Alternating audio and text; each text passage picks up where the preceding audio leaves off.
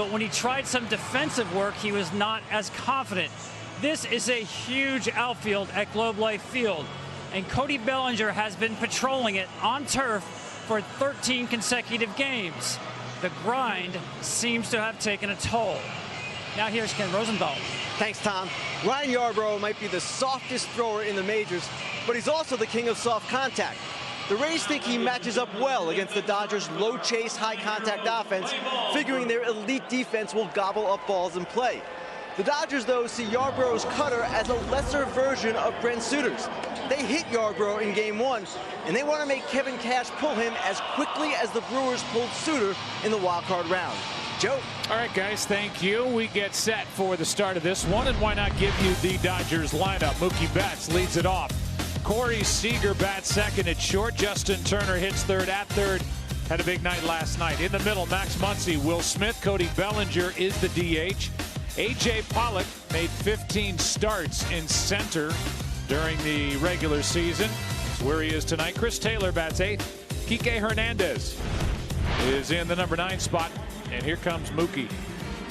Taking on the left-hander Ryan Yarbrough, who is 6'5", 205. And Mookie will be first to face the 28-year-old who was born in Austin, Texas.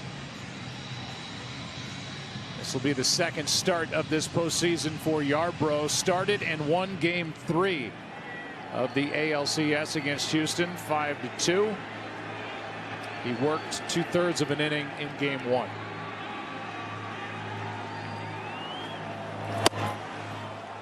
Yarbrough is going to really rely on something that the Dodgers don't do very often, and that is swings outside the zone. He wants to get hitters to chase away from the plate. And the Dodgers are so good at not expanding the zone. But that's the way Yarbrough pitches. That's what he wants. 95% of his non-fastball strikeouts are off the plate, not in the zone. And that'll be the challenge for him tonight, to see how much he can expand the Dodgers, who have been very disciplined all year.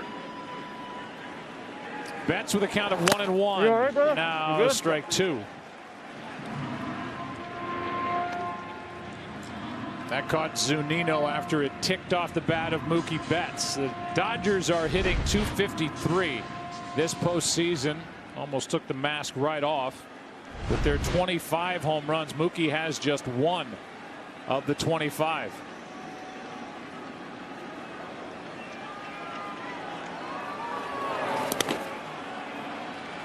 That evens the count, 2-2. The Dodgers have 7 players with a home run in this World Series through the first 3 games. If it's 7 total, 7 guys have 1. It's tied for the most with the 89 Oakland A's. 4 players with a home run through 3 games. As Betts takes inside, it goes from 1-2 to 3-2. Yeah, that's just what he does. That's what the Dodgers do, and it makes it so difficult on starting pitchers and any pitcher to make pitch after pitch and get quick outs. That's the recipe to beat the Dodgers. Quick outs, less stress, traffic off the bases. 3-2 pitch is popped up right side. Diaz down the line, and that ball ends up a fair ball and caught for out number 1. Yandy Diaz is at first base, and you know that piece of it. Let's give you the rest. Margot in left, 3-time Gold Glove Award winner Kevin Kiermaier in center, and Austin Meadows in right. Around the infield, it's Brasso getting the start. First World Series start. Wendell, Lowe, and Diaz with Zunino and Yarbrough. I was reading that like, am I out of my mind? That's outside. It's Margot in left, Kiermaier in center, Renfroe in right. Brasso at third, Adames at short, Lau at second, Yandy Diaz at first, Zunino catching, Yarbrough pitching. I don't know. That was like from June that thing popped up. June of 2019. We'll go through it again. We'll get it all filtered out correctly and give you another virtual look at the defense. But man, I was going to have to get out the whiteout and go to work on my book here if that was right. 3-0 the count on Corey Seager, with Justin Turner waiting to hit next. Yarbrough needs to find the strike zone. Seager 3 for 9 in this World Series, and that is a rocket on 3-0, and Lau is there on the other end of it, 2 down. Okay, here we go. Come on. Come on. Margot in left. Kiermaier in center. Renfroe is in right. Rosso at third. Adames at short. Lau at second. Diaz at first. Zunino catching. And Yarbrough in the middle of it. He's retired the first 2, and the left hand of Brandon Lau probably stinging a bit after catching that line drive off the bat of Seager. 2 out.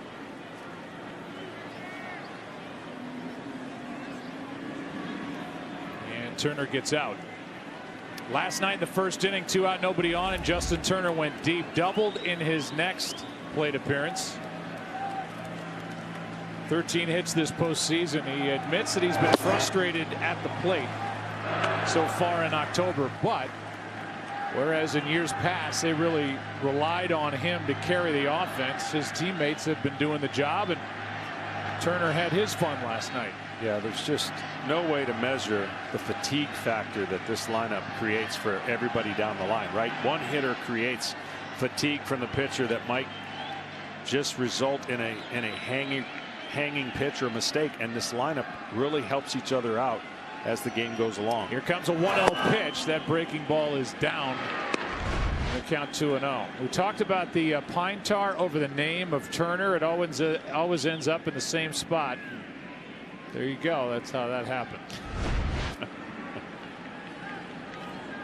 Here's the next, and a high fly ball into center. Back at the track, at the wall. Did it again. Back-to-back nights.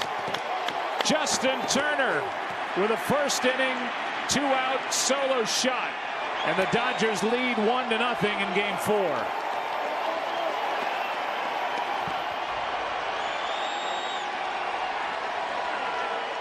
This year he'd been struggling against breaking balls, especially sliders. In his career he hasn't, but this year he struggled. Well, he caught one on the inner half of the plate, and let me tell you something, he went to big boy land. That's straightaway center where the ball goes to die, and an incredible effort here by Kiermaier, but just outside the reach, and Yarborough's going, come on. That, by the way, is the 12th postseason home run in a Dodger uniform for Justin Turner. That is a franchise record as he moves one spot ahead and now all by himself in front of Duke Snider. Again, Snider, all the home runs during the World Series. There are more rounds, more opportunities, but still, Turner has put LA on top. And when he came to the Dodgers in 2014, nobody talked about it. He wasn't even a lock to make the team, and now he's been just rock solid in this lineup ever since. Yeah, he's turned himself into an incredible hitter, and the way he's done that is revamped his swing with that leg kick that we'll be able to show you during the game. But he has the timing mechanism, the hands that stay back, and I'll tell you what, for Justin Turner and all the help he's got in his offense, he's the glue, and he has been the glue the last 5 years for this Dodger offense. A lot of hitters have learned a lot from Turner. Muncy grounds to the right side, and the inning comes to a close. Yarbrough gives up the home run. And Justin Turner, first player in World Series history to hit a first inning home run in back-to-back games. Betts loves it. So do the Dodgers. Up 1. And here is the Rays lineup. Yandy Diaz will lead it off. Randy Arozarena has been moved up from the number 3 spot. Rosso is hitting third. Margot, Lau, Adames, Renfro, Zunino, and Kevin Kiermaier, the back end of the lineup against a left-hander, Julio Urias. And that fastball pops in there at 93 to Yandy Diaz, strike one. He's got some great numbers on the year. His fastball, curveball, slider, changeup combination. He has been on attack and he's been throwing strikes, and I got to believe tremendous confidence. He's dominated leadoff hitters on the year. He's dominated on the first pitch. Hitters are only hitting 143 on first pitches. And that is not a number you see very often. That's second best in baseball. That's in for a strike.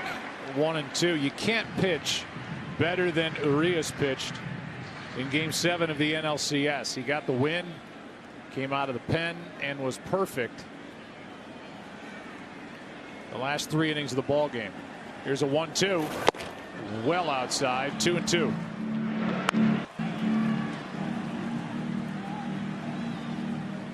Done some things to try to get him to buy in. He's been buying in. He's been going exclusively out of the stretch, and he has been mechanically sound. Good swing by Diaz. The first inning has been the weak spot when you go back throughout the entire regular season, albeit the shortened regular season. But those numbers, including October, 8.18 in the first, and then just shut down after that. Mark Pryor is pitching coach, and a strikeout starts the night.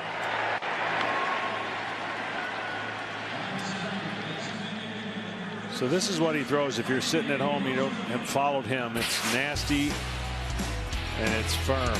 Fastball comes out, slider, curveball, changeup. We're going to show you 3 of them right now. And that curveball percentage for strikes and the year, the fastball percentage, and you saw the changeup. And he's tough on left-handers, and he has been tough on hitters this whole postseason. Well, here's a Rosarena moved up one spot as they want to give a different look with the lefty on the mound. That is in for strike 2, and 2 quick ones on a Rosarena, as Urias has stayed away from the fastball. Randy last night went deep off Kenley Jansen in the 9th. His 8th home run this postseason, tied for the most in a postseason ever. Just got a piece. Well, part of that first inning trouble that you were talking about, they finally have gotten Urias to be more firm in the first inning. When you're starting a game, he was probably coming out cruising a little bit, the ability to turn it up later. They said, no, we want you to turn it up from the start, and we'll cover whatever you can't do at the end. And that's been a new theory that he's been trying to adopt. That is into center field for a base hit. Rosarena with his 24th hit as he adds to that rookie record, and he's on with 1 out here in the first inning. Got to give this young man credit. I mean, for all the eyes on him, and you circle him when you're a pitcher and you get the lineup card, he has taken advantage of every mistake in the zone. It really has been amazing to see what he's done in this postseason as compared to the regular season. See how that's middle. He, even though he didn't crush it, he was able to get another hit. And that confidence and that ability when he gets to the plate, he's got the attention of every pitcher, and the pitchers this postseason are making more mistakes than usual. Dodgers play Brasso to pull, and he takes a strike. Only infielder on the right side of second base is Muncy, and he's holding against the runner. So Kike Hernandez basically up the middle. And another hitter played to pull on the infield and shaded the opposite way in the outfield. Rarely hits the ball to the right side. Well, he's had some great swings this postseason, and the biggest single swing of the postseason came against the Yankees to win Game 5 of the division series off Aroldis Chapman with a game-winning home run.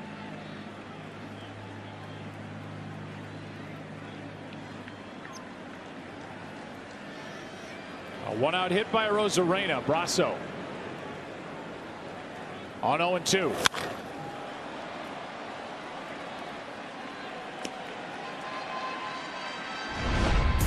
Aroldis Chapman had come into the ball game in the 7th. This was in the 8th. Broke the tie. And the dugout celebrated. And this young man, undrafted, who has had to work to get to this level, had the moment of a lifetime. As he strikes out here, 95 for out number 2.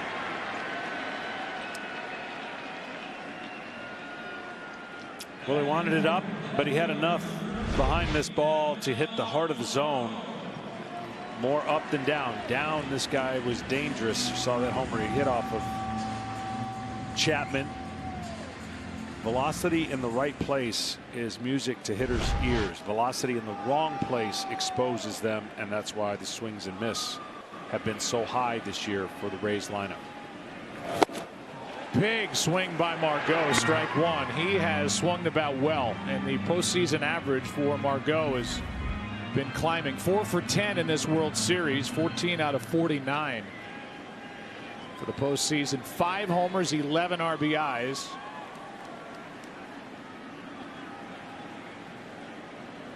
There goes a Rosarena, swing and a miss. Throwdown is not in time. Kike Hernandez picked that ball out of the dirt. Looked like it short hopped him, then could not get the tag back down.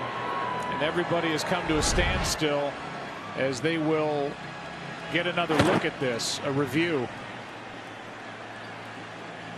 Let's see if. Yeah. And Kike Hernandez with a good job of hanging on to the ball after applying the tag, and he looks to be out.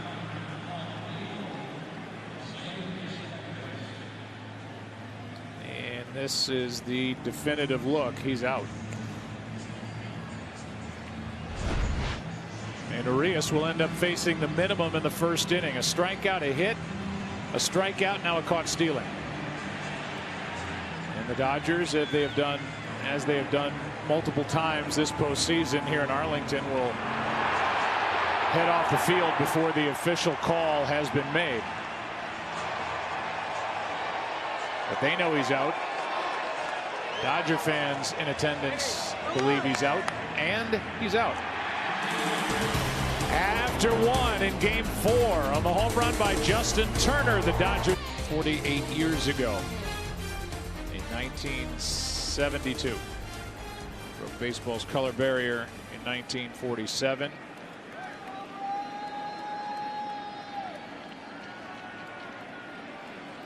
Tremendous athlete, really could have played anything and just served a huge role for the game of baseball and for American society in general, as Will Smith leads it off and fouls it away, strike 1. Well, Yarbrough has got to make sure if the damage is done against him, it's got to be solo home runs. 2-out solo home run in the first. He's got to keep his team close so that Kevin Cash can use that bullpen in high leverage situations and maximize it.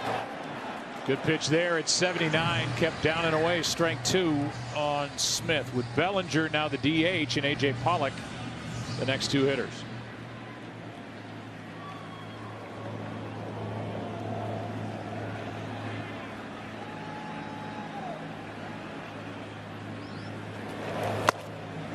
One and 2. Another thing he's got to do to Smith, the emphasis has got to be on the ball down. Smith against left-handers likes the ball up, struggles against curveballs against left-handers and sliders. A lot of cutters out of Yarbrough. 1-2 pitch here is up and away. 2 balls, 2 strikes. Talking to Kevin Cash about the change with Yarbrough. I mean, this postseason, really any team, features power, just blazing fastballs, and Yarbrough with his stuff, just a totally different look. As Smith clunks one to third, and that's an infield hit.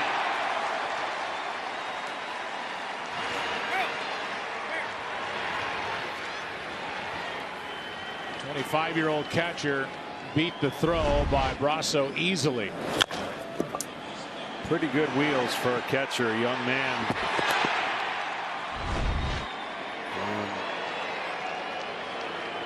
soft contact is what you want to give up as a pitcher, but unfortunately that soft contact was a base hit. You heard from Tom Verducci before first pitch that it's the back, not the shoulder, that's bothering Bellinger.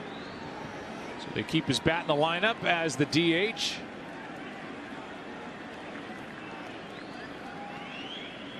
The first from Yarbrough, off the hand, strike one. I find it interesting to see Yarbrough off the third base side of the rubber, throws across his body, so by the time his arm angle gets to release the ball, he's as if he was pitching off the first base side of the rubber.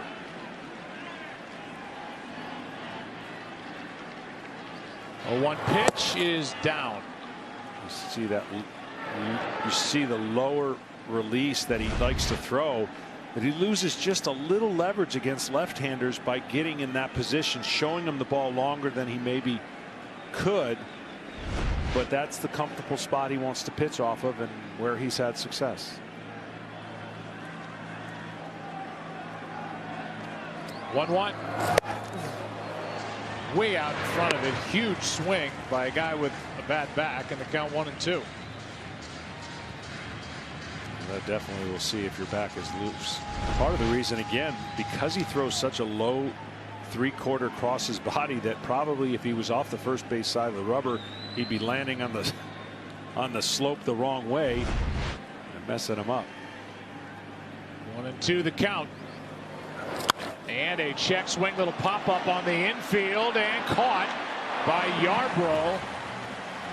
And good base running by Will Smith has him back at first with one down. That was a tough read for Smith. Wow, what a great play by Yarbrough. There's nobody over there. A little check swing, but the ball was up long enough and it allowed the athletic, and that's right, athletic pitcher go get it.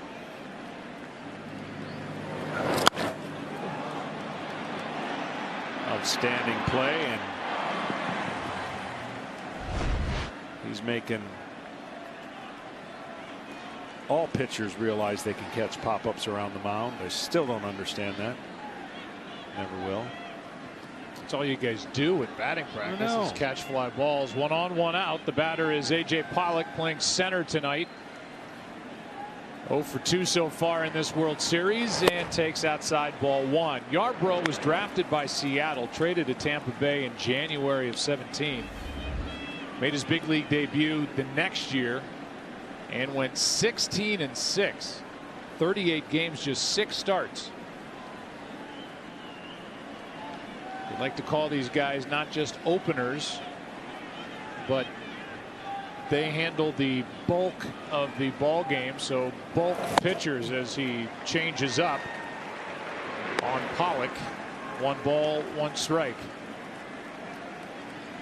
So Yarbrough has 2 pitches that happen to be the only 2 pitches that Pollock is not crushing off of left-handers this year. It's that changeup you just saw and the cutter. Every other pitch he has had really good success, and he has really loved facing left-handed pitchers. 1-1 pitch. That's out in front of the plate. Out at first, down to second is Smith, 2 away. Came on the air with Kenny talking about low exit velocity and soft contact. We have seen that with the last 2 hitters. Did not see that with Justin Turner. Answer 6 questions about tonight's matchup between the Dodgers and Rays, and you could win $25,000. It's easy and free to play. So download the Fox Bet Super 6 app. There's still time to get your picks in for tonight's game. Well, the Dodgers have featured a lot of 2-out runs, 51 so far this postseason. That's a record. It includes the 2-out home run by Turner in the first. Batter is Taylor, and Yarbrough has to step off.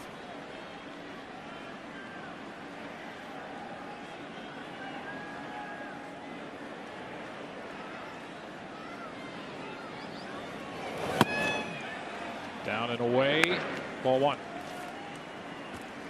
Yarbrough against right-handed batters will stay with that cutter usage. High percentage, almost 50% of his pitches of the cutter happen against right-handers. 161 strikeouts on that cutter the last couple of years. That is foul. Out of play right side. Our Indeed player resume, we're going to give it to you for the Dodgers and what they've done this postseason. 51 runs, most in a single postseason, scoring with 2 out. 36 two-strike runs, most in a single postseason, and 11 different players with a home run. Tied for the most in a single postseason all time. They spread it around. They've had a different star, it feels like, just about every game. Yarbrough trying to get around the leadoff infield hit by Will Smith, and the count 2-1.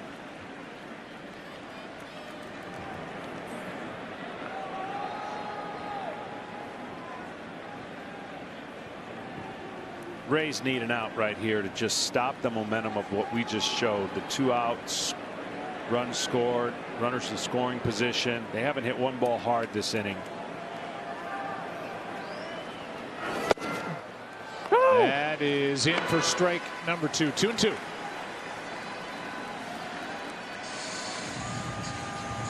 Ryan 1-4 during the regular season, 1-0 so far this postseason, and has to get some big outs here early, but the high leverage relievers for the Rays are ready to go when they are needed. Kevin Cash will manage aggressively with that here tonight as they trail in this World Series. It's a good take by Taylor in the count full.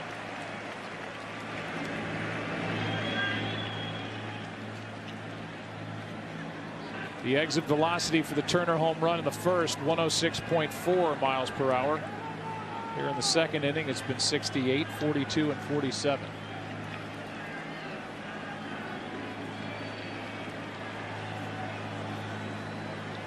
Yarbrough ready with a 3-2 pitch. Strikeout ends the inning. That's the first of the night. And we go to the bottom of the second in game 4. 1-0. LA on top. The plate when Arozarena was thrown out stealing to end the first.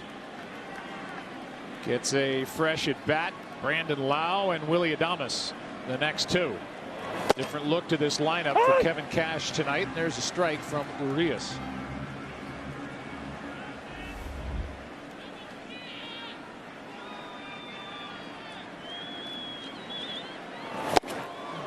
Two quick strikes, 94 from the young left-hander, still just 24 years old. Something the Dodgers as a staff do so well. They throw strikes. They get ahead. They don't walk many. They don't give up a ton of home runs. They make you work offensively as well as their deep offense works. It's really a talented group, and it's the depth that everyone was talking about when they entered the playoffs.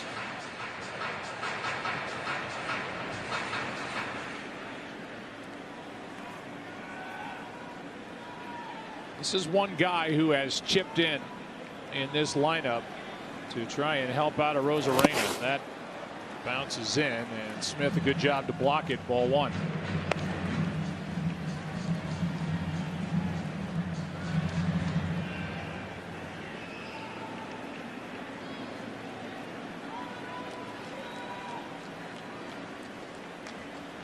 Temperature in the 50s, so Arozarena with the sweatshirt on, and there is strikeout number 3 for Urias.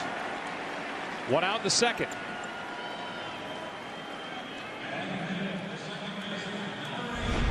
Because he can change speeds and because he can throw a fastball that just holds its spot and it's got hop, he's got one of those easy deliveries. Doesn't grunt, doesn't look like he's max effort, but he's firm with everything, and talented left-hander. Breaking ball in for a strike. I know the nickname Bulldog is already taken. Yep.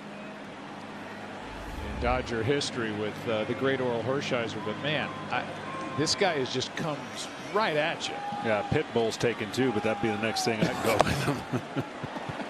I mean, he's one of those guys. He literally has come back from 2 could have been devastating injuries.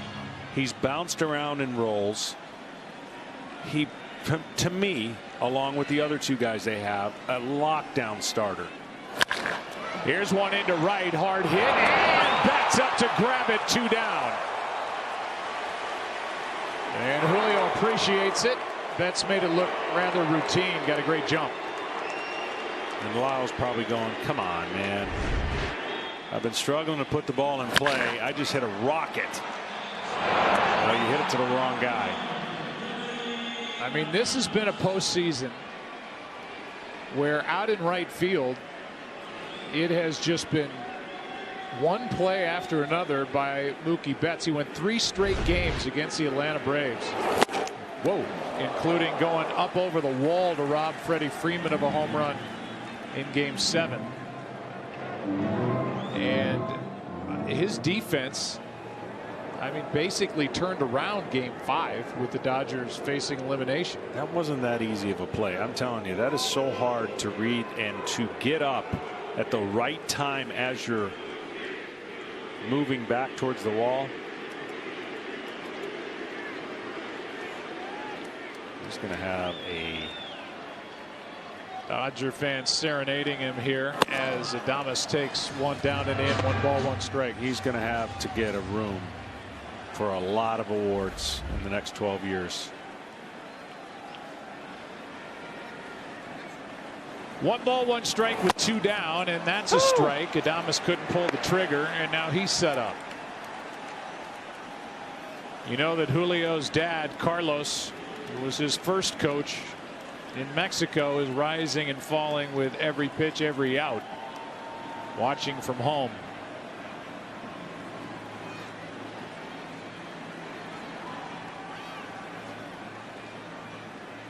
Julio here inside the bubble by himself. There's one into center. Back is Pollock. Adames got under it, and a 1-2-3 second for Urias. Into the 3rd inning we go. It's Game 4. The home run by Turner, the only run tonight, 1-0. Dodgers on top.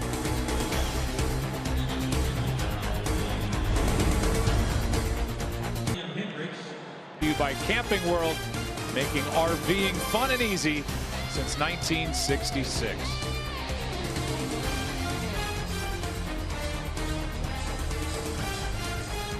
Got the former home of the Rangers right next door, the home of the Dallas Cowboys the other direction. And Kike Hernandez, the number 9 hitter, digs in against Yarbrough. That's in for strike 1. We'll check in with Tom Verducci. Tom? Yeah, I noticed something with Ryan Yarbrough in that 2nd inning. He came out, started the inning out of the stretch, as he's doing right here. Clearly, there was something there in the 1st inning out of the windup that he felt needed a correction. Now, he has done this before in the past, go back and forth, wind-up stretch, but he did begin this game out of the windup. And it was out of the windup that Justin Turner took him out of here.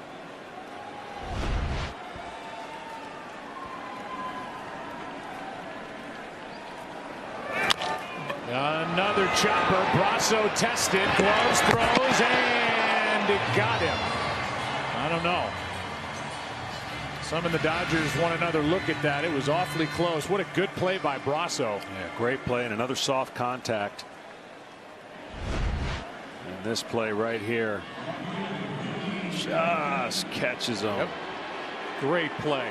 But 1 down. Part of the reason, you know, I think when a pitcher feels like he's at his best in the windup, he's in sync. It looked like he can float a little bit out of the windup a little too far across his body and maybe out of the stretch. It simplifies that. But the deception out of the windup should be better than it is out of the stretch. But he might feel better mechanically right now out of the stretch. Well, for the Rays, it's interesting that Brasso's in there, and we've already shown you he can handle himself at third base. Joey Wendell is a great defensive third baseman, and Brasso's been busy over there already with the right-handed hitters. Soft contact against Yarbrough. That is up, a ball and a strike. Back to the top of the order, Mookie Betts, who popped up to first his first time up.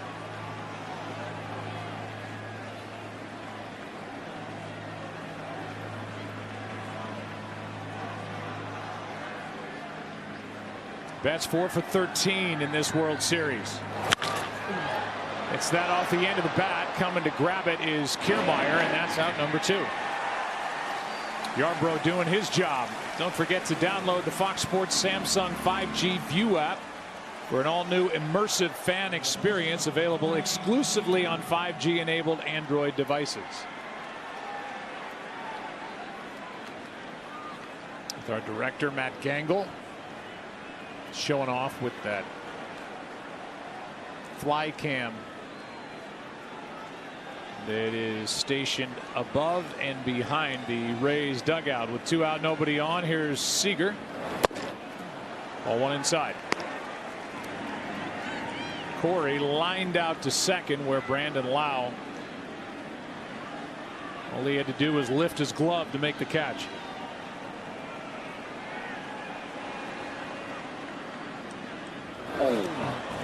And that's behind Seager.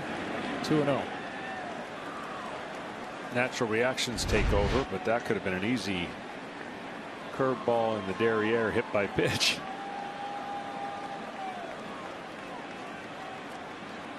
But that shows you how much he throws across his body. He's trying to start that breaking ball at the left-hander's hip to break it across the plate. With one behind him to the outside corner, 2-1.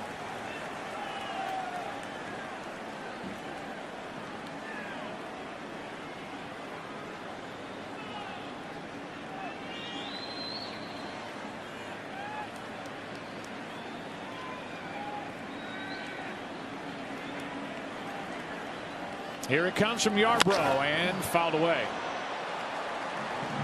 Tampa Bay Rays offensively have hit 29 home runs. That is in the top spot all time in a single postseason. The Dodgers are catching up. The home run by Turner in the first inning, their 26th of the postseason. But that's about the only thing that kind of matches with the Dodgers. When you think about offensively, they have not done enough thus far, and really in the postseason, with runners on and of course getting enough hits, but their pitching's covered it up to this point.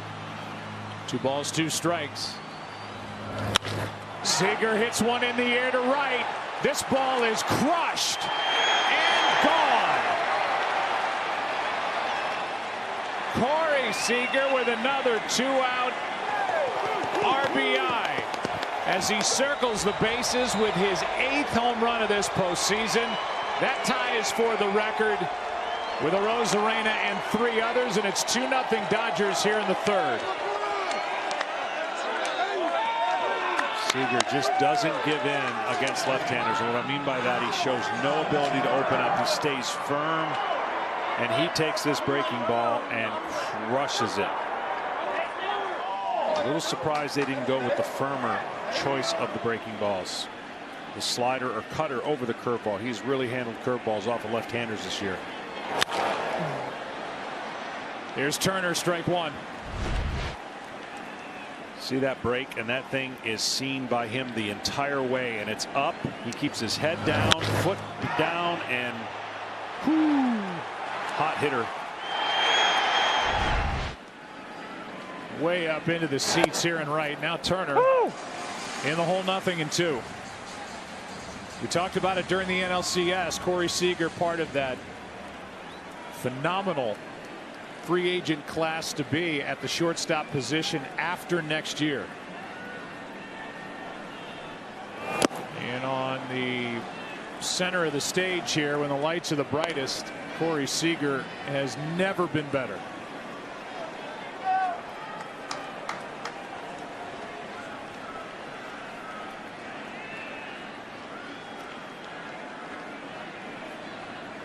And 52 two-out runs scored by the Dodgers this postseason. Now a 1-2 to Turner. That is hit into center for a base hit. And Turner is on to keep the top of the third inning going with Max Muncy about to stand in. Watch what Turner does. That back leg is so important. He's got the back leg that he hits off, but the front leg goes up and then comes down. There's the front leg when it, watch right here. There's his timing. See, his hands are perfect. He gets the foot down and then lets the hips and the hands do the rest. He is really locked in lately in these latter part of the playoffs. He's 2 for 2 tonight and 6 for 15 now in the World Series. With 2 down, that is outside to Max Muncy. We will give you more of our Chevy MVP watch. They're keeping an eye on Justin Turner. 2 home runs. First player ever in World Series history to hit a first inning home run in back-to-back World Series games. Last night against Morton and tonight against Yarbrough. 2-0 now on Muncy.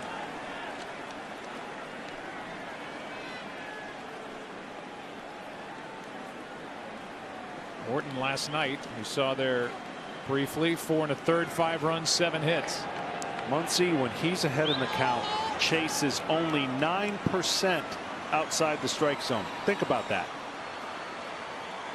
2-0 pitch is inside, 3-0, and he is 1 pitch out of the strike zone away from his 19th walk this postseason. That is a batter that has total command when the count is in his favor. He's not getting anxious. When you get anxious and you get a hitter that wants to hit, he'll swing outside the strike zone because he wants to do damage. Muncy is very content waiting to get the 1 pitch, especially when he's ahead in the count. Here comes a 3-0. Strike 1. There is nobody up for the Rays out in their pen. Right-handed hitting. Will Smith on deck.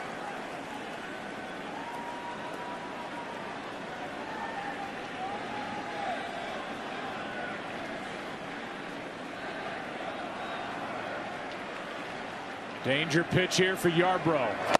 That's a strike. A good delivery over the outside part at 87, a full count.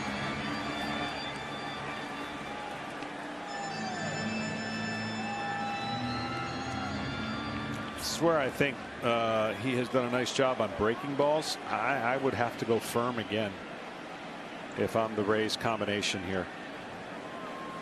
Runner will go. That's Turner at first with 2 down. That's inside. Another walk by Muncy. And that is his 19th of the postseason. He's been on base now in 14 straight. And that's going to bring the pitching coach, Kyle Snyder, out.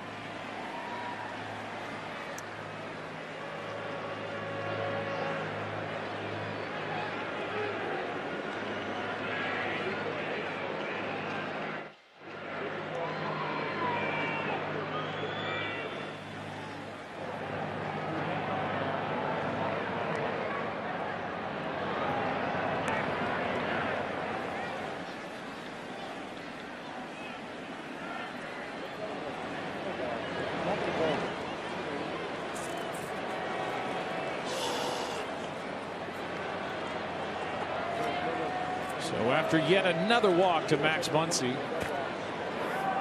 he goes down to first. That pushes Turner to second and gets the pitching coach Kyle Snyder, his 3rd year in that position with Tampa Bay, out of the dugout, and action has now begun for the Rays out in their pen. I just can't express enough on how easy the first inning looked. 2 outs, homer. 3rd inning, first 2 out, homer. Now a hit and now a walk.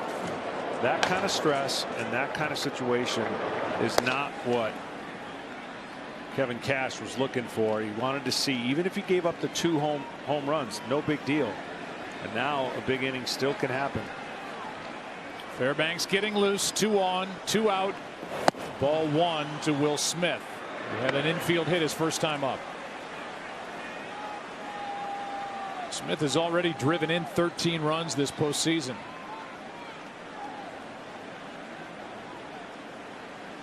The tandem, two Dodger catchers, have been impressive behind and at the plate. There's a strike. See, the double-edged sword when you're trying to attack, you see Will Smith right here and Austin Barnes. Production out of their catcher's spot has been incredible. Is you've got to mix and match in the strike zone. You cannot nibble. I know it's easy said and done because of what the offense does for the Dodgers, but you've got to be able to pitch effectively in the zone. Because if you don't, it just brings in the strength of their patience. They don't have a lot of wild swingers in there, guys that swing at anything.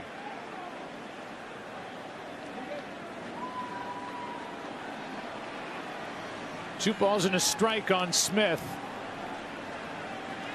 Looking for yet another 2-out run or more for the Dodgers. Little check swing back to Yarbrough, and the underhand toss for the out. In the inning, a 2-out home run by Corey Seager. His torrid October continues, and the Dodgers shortstop touches off another 2-0 LA after 2.5 in Game 4. The grizzled vet Justin Turner accomplished that. First player in World Series history to hit first inning home runs in back-to-back games.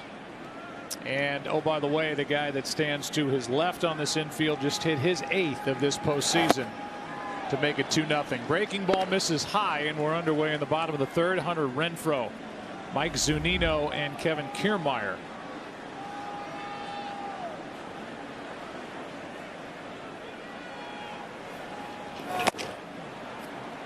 This is inside, 2-0. Well, the Rays could use some help out of the bottom of their lineup. This part of the lineup has not produced much, and they could also use getting a man on to lead off the inning to feel like they've got something going. Coming into the series, they had gotten the leadoff hitter on 36 out of 146 times, but only 3 times out of 27 opportunities. To this coming into this game, it's got to get better. It was 2-0. Now it's 2-2. Renfroe here at the tail end of his first year with the Rays. 33 home runs last year with San Diego. This year hit 8. Has won this postseason. 0 for 2 so far in this World Series. 2-2 pitch is hit in the air to left, and that is right at Taylor. 1 down. That'll bring in Zunino, the catcher, and tonight's telecast is sponsored by Chevrolet, introducing the all-new Chevy Suburban and Tahoe. By Dell Technologies, when it comes to your business, we'll stop at nothing. And by Verizon, the network more people rely on gives you more.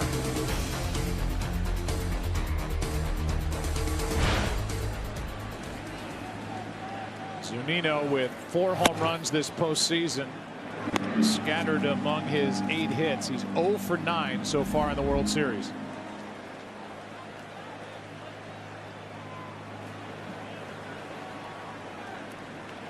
.0 from Urias is upstairs. It's just amazing, and I know that we don't have a packed place here, and the crowd intensity is always amped in the postseason.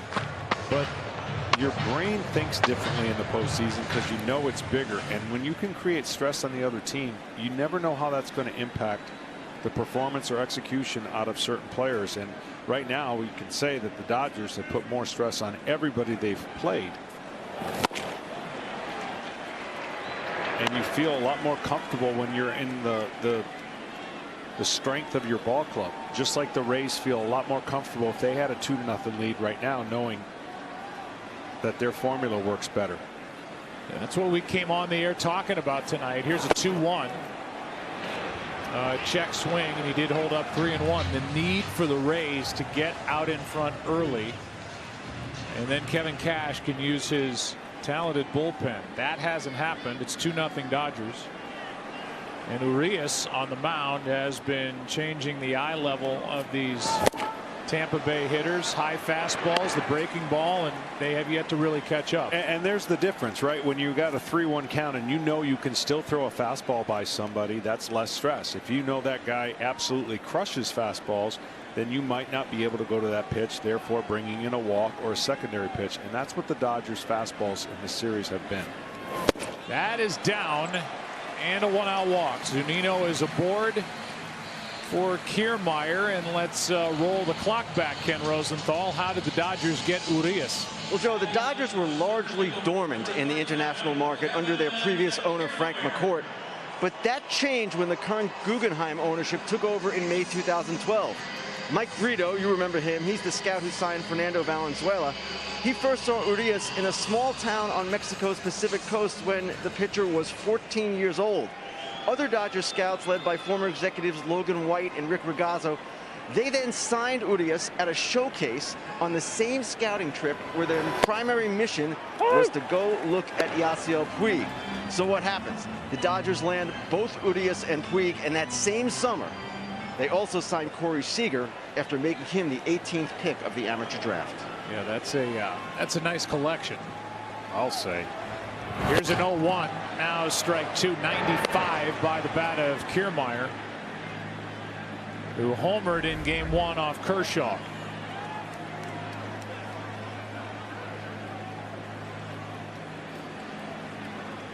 They do not hold against Zunino at first.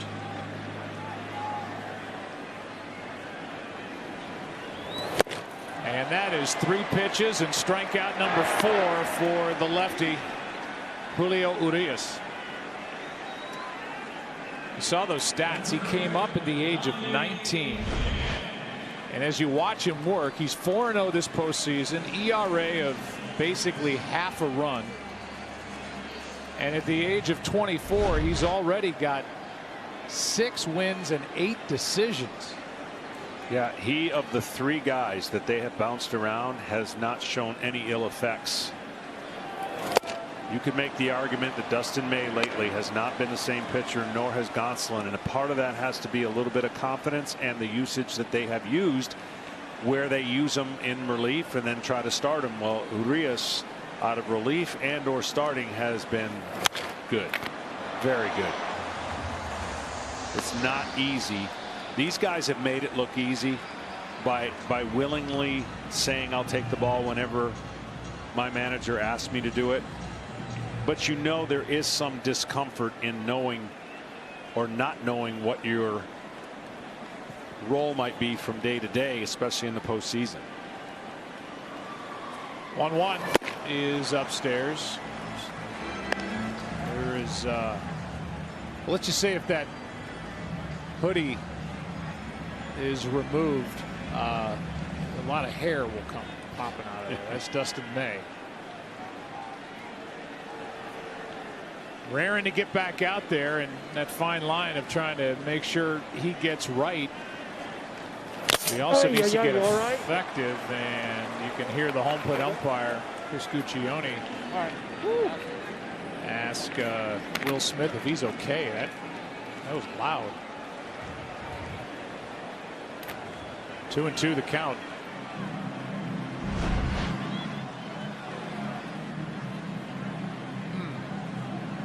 You know, we haven't talked about it, which is usually a great thing.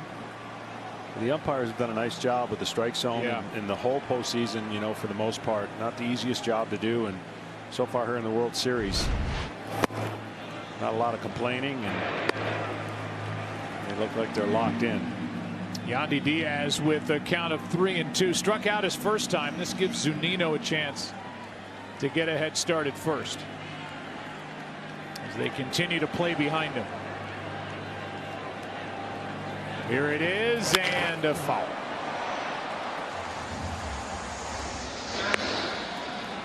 Home plate umpire tonight, Chris Guccione. He is joined by Jerry Meals at first, Mark Carlson at second. Laz Diaz had the plate in game 1. Todd Tishner in left. The crew chief is all the way out and right. Adrian Johnson, the replay official. Marvin Hudson off in this one. Will work the plate tomorrow. Strikeout ends the inning. That is 5 for Urias. He's gotten Diaz twice. He is locked in. Dodgers up 2-0 after 3. Game 4. Visit MLB.com/vote to learn more. 4th inning rolls in. 2-0 Dodgers. 2 home runs. Turner, Seager. Here is Bellinger. Little pop up on the infield. It was tracked down by Yarbrough his first time up. So 0 for 1. Takes a strike. Yeah, Yarbrough is not going to be in there much longer. So his job and goal now is to keep it right there. The Rays don't want a deficit more than 2 runs. And they'll start turning it over to mixing and matching of their bullpen. They know that their offense has not been super hot, and they can't afford to rally much more than the 2 runs they are already down. Wow, what reflexes by Chris Guccione. That's cat-like.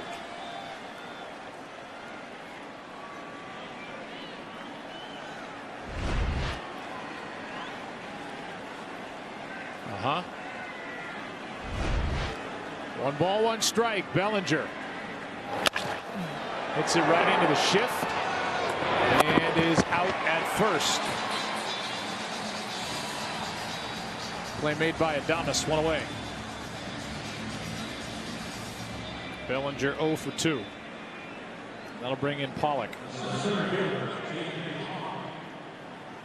Talked about it a lot this postseason, but worth bringing all these storylines back up as we're into the middle portion of this World Series. The Dodgers are here for the 3rd time in the last 4 years, and for the 3rd time in the 5 years that Dave Roberts has been the manager. They've won their division 8 straight years, dominating the West. Best record in baseball over those 8 years. Looking for their first World Series win since 1988.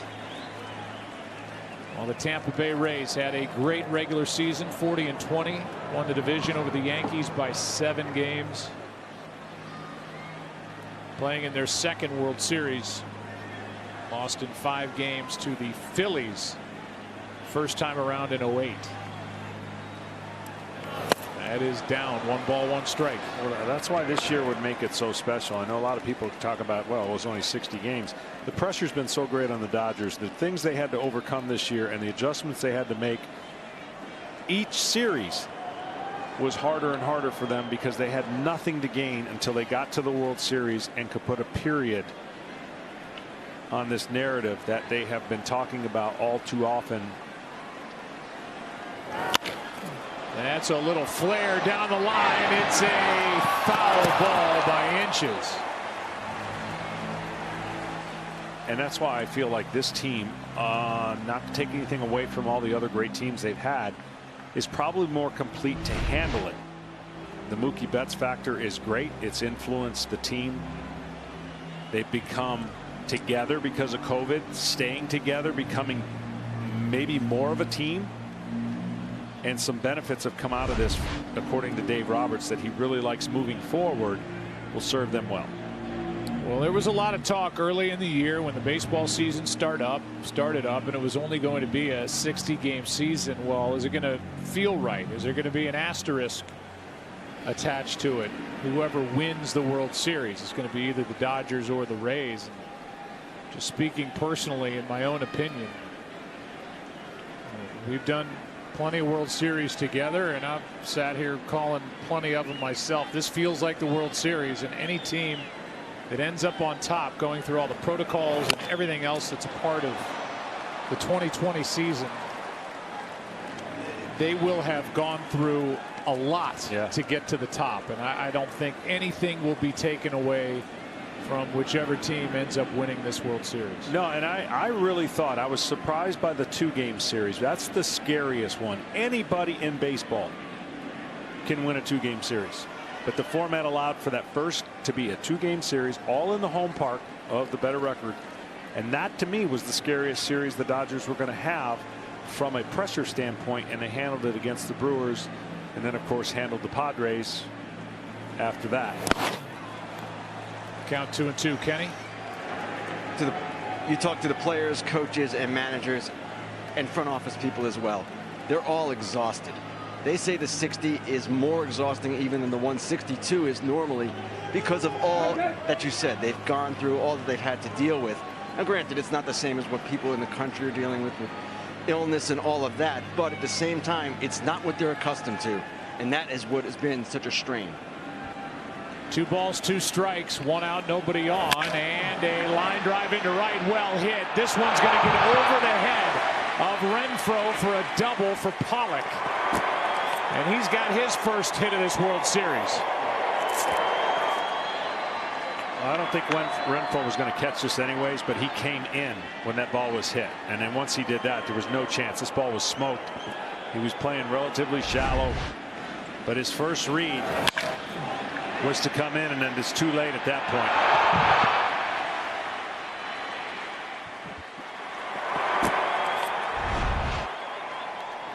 That will send Zunino out to the mound with Chris Taylor about to hit.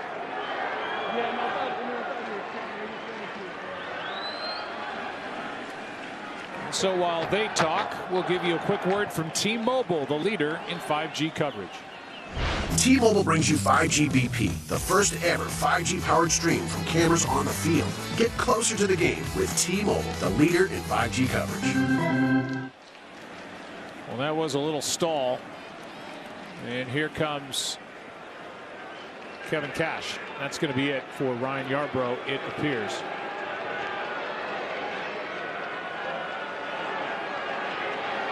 And it is. Well, it'll be the big right-hander Ryan Thompson, who worked in last night's game. Runner at second, 1 out. Dodgers already up 2-0. Yarbrough knocked out here in the 4th.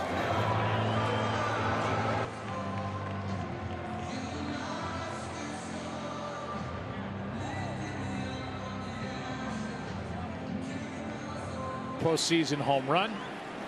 Corey Seager with his 8th of this postseason. And ties for the most in a single postseason all time. The Dodgers, their 7th straight multi-home run game. They led the major leagues in home runs during the 60-game season with 118. Here's Thompson with a runner at second, 1 out, taking over in the 4th. Taylor. That almost got away from Zunino as that ball just took off. Well, this is what the Dodgers want to do. It feels like it's a 4 or 5 run game, but it's only a 2-run game. That's how much heat the Dodgers have put on the Rays pitching staff already. They want to see as many of the relievers as they can, even if the Rays are to come back and win. The Dodgers feel that in a longer series, the more guys they see, the better their adjustments the hitters can make. They did it against the Braves. Hit a 7-game series. Thompson brings it. Strike 1. Showed last night the look at the different arm angles for the Tampa Bay Rays, and they feature out of their bullpen. This one's the 9 o'clock. Anywhere between 8 and 9 o'clock on your numbers on a clock. Appropriately, it's 8:30 here Central Time. There you go. He's on time. Here's a 1-1. Fought off, fouled off, strike 2.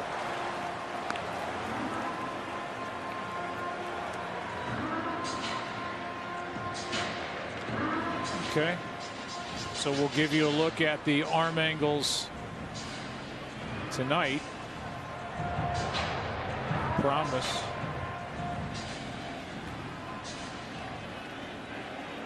We had a sidearm style lefty, and now a certainly not over the top right-hander.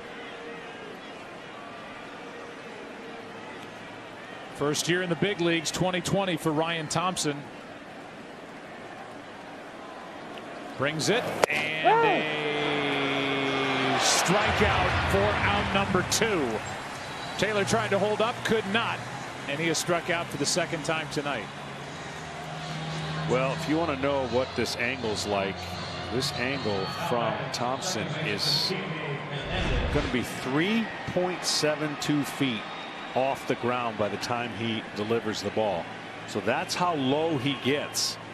And that's the angle the hitter's trying to gather. And Taylor's probably a little upset that they thought he went. But that ball breaking away, coming from a low, low angle. And of course, not many of these kind of pitchers in the game.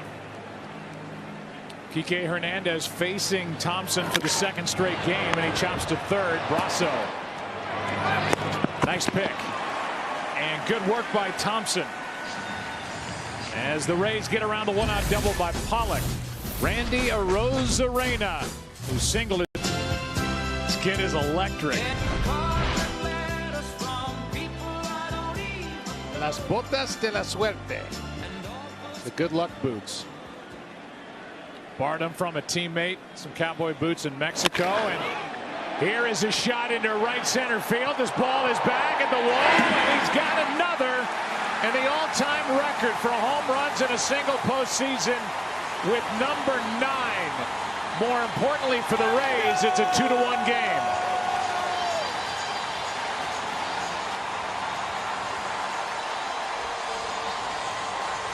Well, that's how important the job the right-handed reliever did for the Rays. Thompson, I think the Rays felt that that was going to be the indicator of their offense to come back. Cannot come back, you wouldn't think, from too many runs. And that young man, he's driving the bus. Wearing his good luck boots for that little video shoot. Wore them, teammates in Mexico. Happened here in the States, and he is sticking with what works. And he was ready for the camera at any part of the ballpark. Left, which he went deep down the line last night against Jansen. Straightaway center, right center. That ball was tattooed. I mean, the timing and the quick hands. Here's one that's going to drop into center as Brasso is on. Tying run aboard with nobody out here in the fourth. And let's go back to the home run hit by Arozarena. If he tries to pull this, I don't think he hits a homer. And the reason he's been so good is he goes to all parts of the field. His hands are so quick. His timing is so good. And that's like a left-handed pull hitter right there, the way that ball went. And I'll tell you what, they feed off of him, and you just feel like the Rays' energy just jumped right back into their clubhouse and their dugout. He's 2 for 2 tonight. He has the rookie record for hits in a postseason, broke Jeter's record. It was set in '96. That happened last night. He's got the major league record for total bases in a postseason. You can add 5 more to it. He's up to 57, and he's got the 9 home runs, breaking a tie that he was in with Corey Seager, who got into that club tonight. Barry Bonds, Nelson Cruz, and Carlos Beltran. Arozarena on top of all of them. I'm just amazed because he hasn't gotten carried away with any of it, meaning you can. Here's Margot. That is down. You can start chase some incredible numbers. You could start actually creating a problem. You feel you're so hot, but he has been relaxed. And Johnny on the spot. A homer, then a single by Brasso, and now the pitch to Margot is fouled away, 2-2.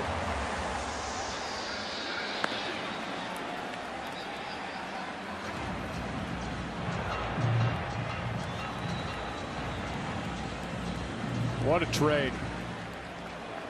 See, now the Rays feel like it's a winnable game for them. Now Kevin Cash has the ability to go to leverage relievers. When you're trailing by 3, that's when it gets real tough. Sometimes even 2. There's one right down the chute. 96, as hard as we've seen the lefty throw tonight, for strikeout number 6 and out number 1 here in the fourth. Yeah, he just sits back and lets it eat with a fastball. And he just exploded the mitt on the outside part of the plate. But my point with Kevin Cash now, the managing part of his game gives him the best chance now to use his bullpen and keep it right here. Even if the Rays don't score another run this inning, that last half inning was huge. Didn't give the Dodgers a run. And then to come back and get a point on the board, this is the kind of game they like. Here's Brandon Lau, who was robbed of an extra base hit as Fairbanks gets loose again. Second time he's been up. I mean, see, that's the guy that pitched the last 2 innings in Game 7. So they use their guys according to the lineup that's coming up for the Dodgers, which is going to be the top of the lineup. So that's their highest leverage guy they want to use in that spot. It feels like they can get through the top of the lineup. It'll be Seager, Turner, and Muncy, 2, 3, and 4 hitters in the 5th. Good pitch to Lau, had him way out in front. 1 ball, 1 strike. The ball that Lau hit was pulled into right, and Mookie Betts went back, had a great read on it, went up in the air and hauled it in back in the 2nd. So he's 0 for 1 and 2 for 14 in this World Series.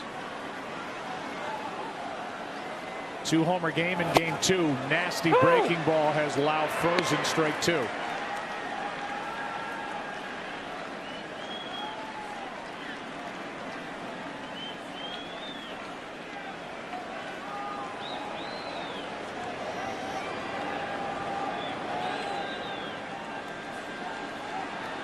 Ball and 2 strikes. Runner at first, 1 out, and now this gets away from Smith. Down to second goes Brasso. So a couple of things have happened. Brasso gets put into the lineup tonight. He has a hit. He's now at second. And moving up a spot, Arozarena, who's 2 for 2 and just homered a moment ago. And the reason that's big for the Rays, they have to change the defense to the Dodgers. Turner was way over in the shift playing second base. Now he has to go back to his position at third and protect. This breaking ball kind of skips off the plate or the back of it, and it allows the Rays to have a little better chance on a ground ball in the hole to the right side. It's a wild pitch. And Lau waits for a 2-2 from Urias. Fought it off.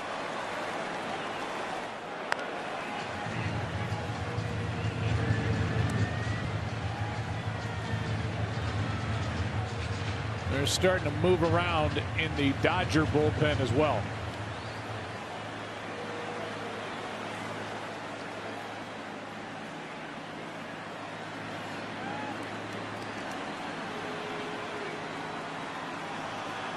Two. He went around, and the strikeout is number 7 back-to-back. And 2 out here in the 4th. It just shows you a little bit of what the makeup is for Urias. He gave up a home run, then a single, and he struck out the last 2 batters, trying to get 1 more to get his team back up to the plate. And now this scoring chance is up to Willy Adames. Fly to center his first time. 2 for 10 in this World Series. And just 7 hits this postseason. Needs a 2-out knock and takes a ball up and away. Showing a little better signs as Adames. He's been struggling, as you mentioned, those stats. Swing and miss a lot in this postseason, but showing a little bit better signs that he might be tracking the ball better. And that would go a long way for the Rays as well. Getting that support for the one-man show, Arozarena. 1-0 pitch is hit hard, but right at Turner. Loves it, gets the out. But the Rays are on the board with a home run by Arozarena, number 9 this postseason. Unreal. Stay tuned for the 5th inning giveaway from T-Mobile. The leader in 5 feels like a homer a day for that guy. Is he having any fun? Randy Arozarena. Instant life for the Rays. 2-1 ball game, and Pete Fairbanks takes over. Great numbers. Busy this postseason, already his 8th game, and it is the top of the order. Mookie Betts first up, and he comes up empty on 99, strike 1. Betts, Seager, Turner, If anybody gets on Muncy here in the 5th. This goes to show you how good that fastball is. Betts does not swing and miss very often, especially on fastballs in the strike zone.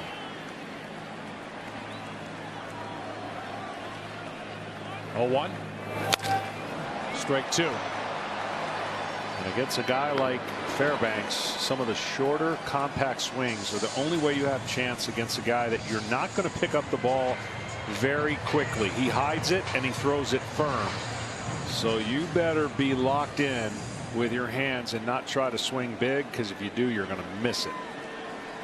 Ryan Thompson, good work. Took over with a runner at second, 1 out, got out of it with a strikeout and a ground out.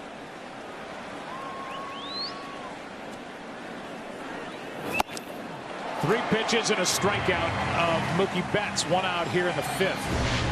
Our Good Hands plays of the postseason, sponsored by Allstate. The catch made in Game 5.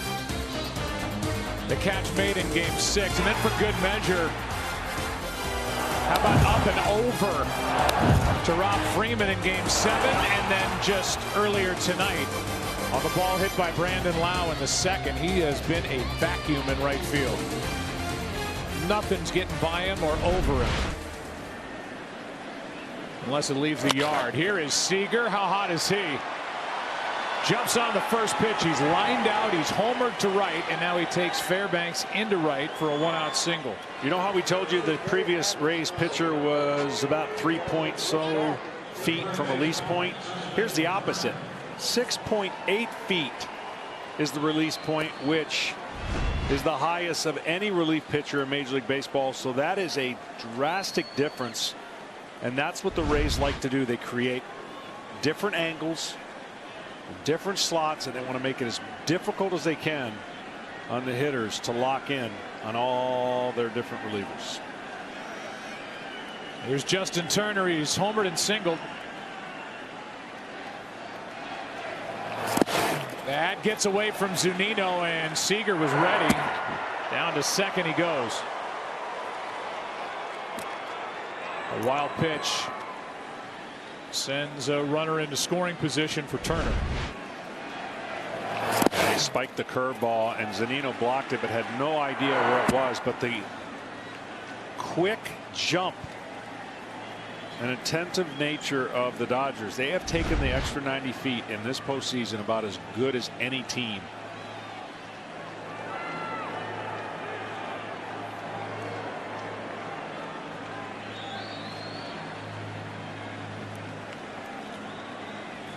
Fairbanks 6'6", 225. Turned 27 in December. 1-0 pitch. Check swing on a pitch that was up. 2-0.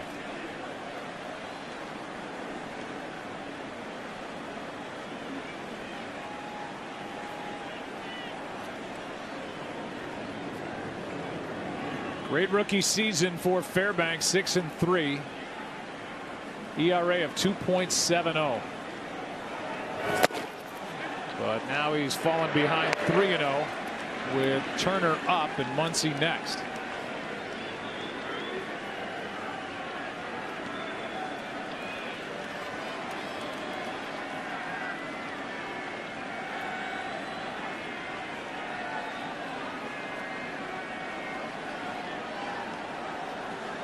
What is Justin Turner doing on 3-0? Swinging, and he pops it up. Easy play for Renfroe. 2 down. That's a huge out, and Turner knows. He let one get away, and you're going to have confidence as a manager to let one of your better hitters swing 3-0. And typically when you're swinging 3-0, you're going to look for one pitch and pull it. Well, that fastball got to him. You could see right there he is frustrated and let one get away on a 3-0 count. A lot of teams and a lot of players will tell you, whatever I get 3-0, I'm going to get 3-1, and it takes a special player to be able to hit with 3-0 and have success. That's better than a double play. When you're down 3-0 and you get an out, you're just up there going, oh, thank you. Leaves it up to Muncy for the Dodgers.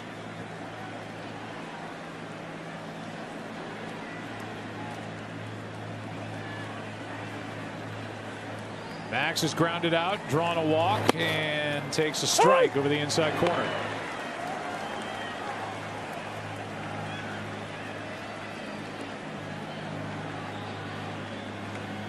This is a ballpark Fairbanks might have called home if not for the trade the Rays made with the Rangers July of last year. A 1 pitch. Oh! Strike 2. Made 2 great curveball pitches to Max Muncy, who's one of the better hitters in baseball at homers on pitches 95 and above, and right away established the breaking ball down.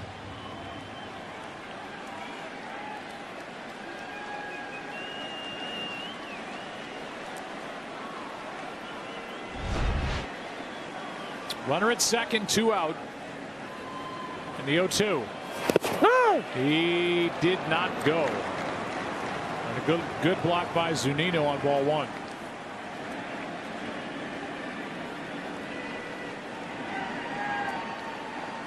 The challenge for pitchers facing against Max Muncy is he's a really good high fastball hitter, but you can get him to chase up above the zone, I think, better than down below. Rarely will he swing down below the zone at balls and miss. He almost got him right there, though.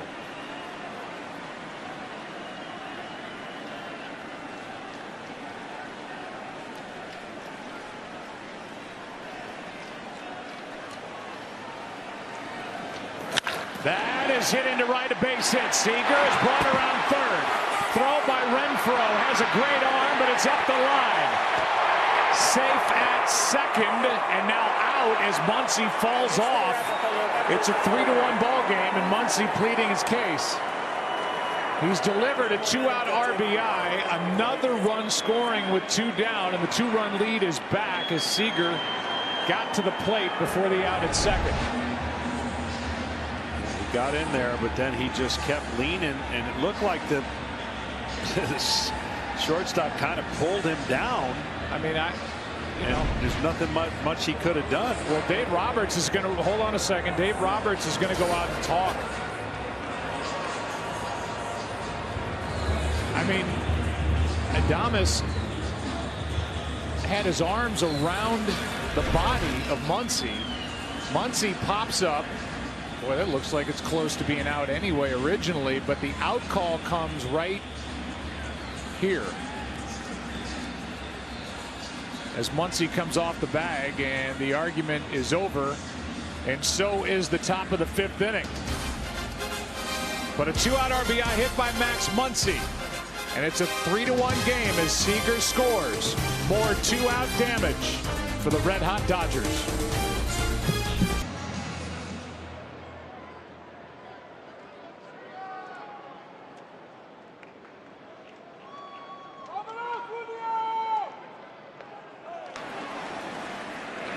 First pitch swung on and missed by Hunter Renfroe, underway in the bottom of the 5th. As Willie Adames kept the tag on Max Muncy as the 2 fell off the second base bag. Not a reviewable play. That would have been pass interference if you ask me. Arm around him, no doubt. No, he did keep the tag. That was a big out, but a big run for the Dodgers, and probably the last inning for Urias if he can get through the bottom of this lineup. This is the inside corner, and the count 2-1 on Renfroe. Zunino and Kiermaier will follow. I had flashbacks seeing that play at second base. Herbeck. Yeah. Here's a 2-1. Big swing. Renfroe 2-2. Hunter Renfroe's got 36 home runs against left-handed pitching since the start of 2017. That's the 8th most across baseball during that time. Facing a lefty here, and he takes down and in a full count. Well, the right idea there, 2-2, aggressive hitter. He just didn't give him a chance to recognize it as a potential strike. If he wants to, he can go right back to the breaking ball, but make it a little higher and end it lower. The big swing of Hunter Renfroe. Here is the 3-2 and a high fly ball into left. This ball is up and way out of here. It's a 3-2 game as Hunter Renfroe gets his first of the World Series.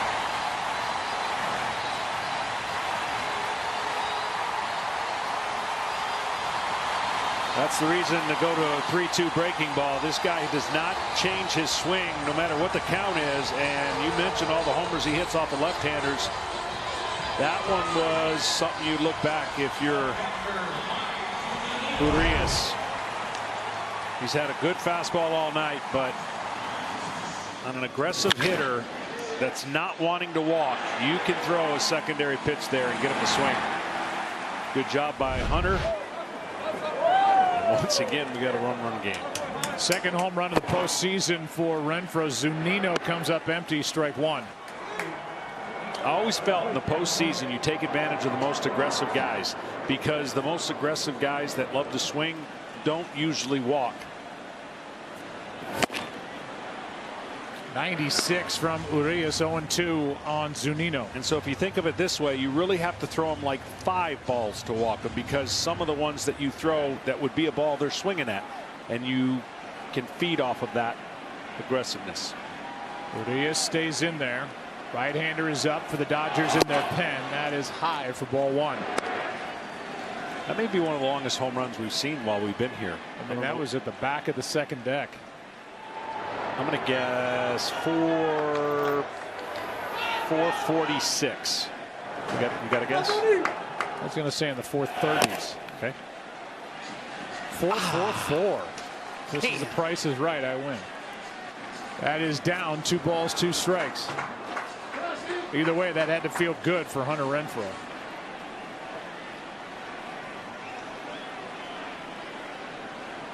You've got the right-handed hitting Zunino with the lefty Kiermaier. One of the reasons why Urias is still in the ball game, and that's fouled back. Pretty good rip.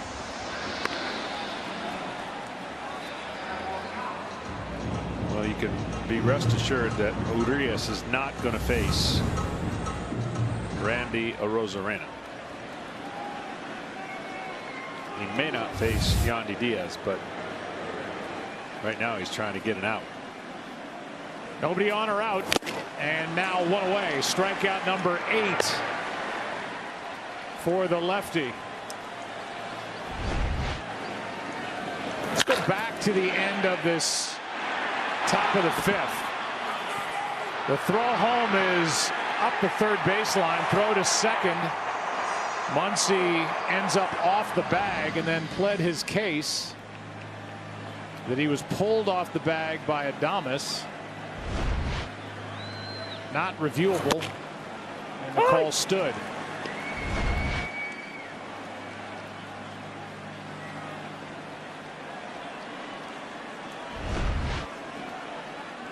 One out, nobody on. And a pop-up behind the plate. It'll get out of play. 0-2 on Kiermaier with Diaz on deck. And Treinen ready in the bullpen for LA.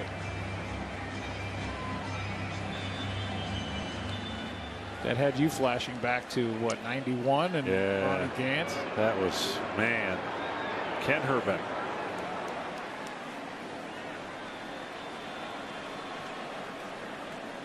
Here's the 0-2. Another strikeout of Kiermaier. That is 9 in the ball game. And we'll see if Roberts will stick with the lefty with the right-handed hitting Diaz coming up. He has struck out twice, and he's going to get a chance. Nope. Here comes Roberts. Urias was looking at him in the dugout as Diaz was walking to the plate. And Dave Roberts is, I believe, going to go get the baseball and call on Treinen. I think he's going to talk to him and maybe tell him some things that either are going to cushion the blow, like right now, and tell him what a great job he did. That's it for the lefty. Treinen coming in. Diaz coming up. 1-run ball game here in game 4. Tweet at Budweiser USA with hashtag hit the buds and hashtag sweepstakes for your chance to win.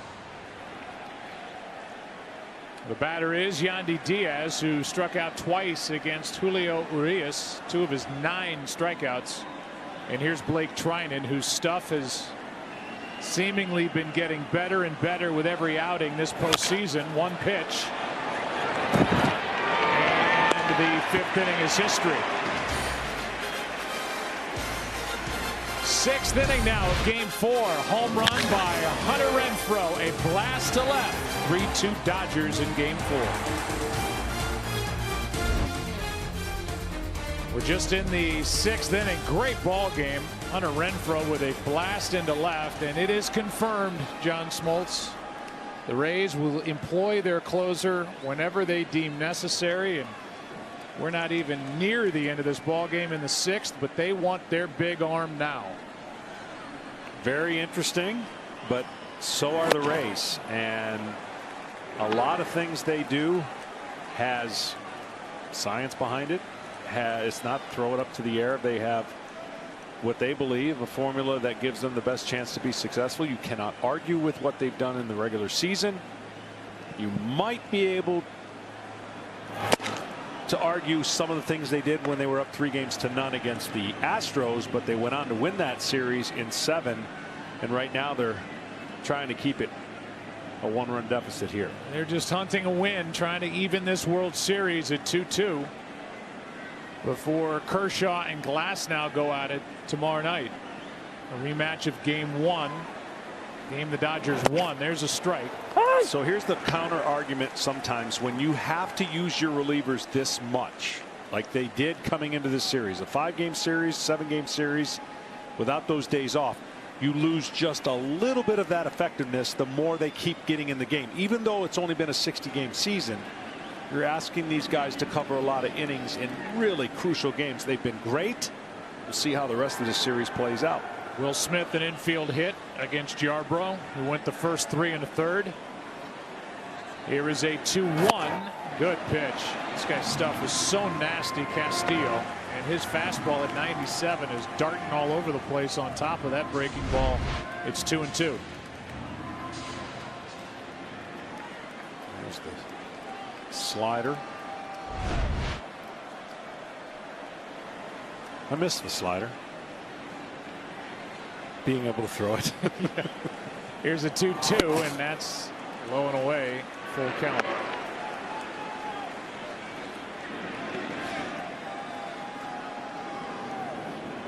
Bellinger on deck, then Pollock. 5, 6, and 7 hitters for the Dodgers, who have led since there were 2 out in the top of the first. That's not close, and a leadoff walk.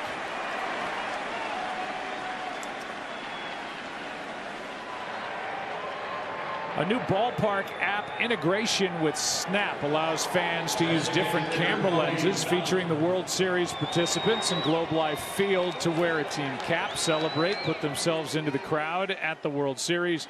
Download the MLB Ballpark app to join in. Here is Cody Bellinger, was scratched from his defensive spot in this game. He's the DH. About 45 minutes before first pitch with a bat back. But him swinging it has looked fine as that rides outside. Ball 1.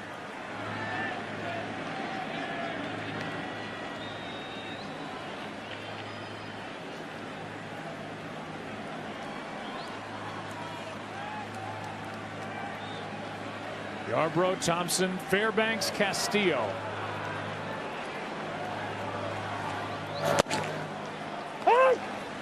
One ball, one strike.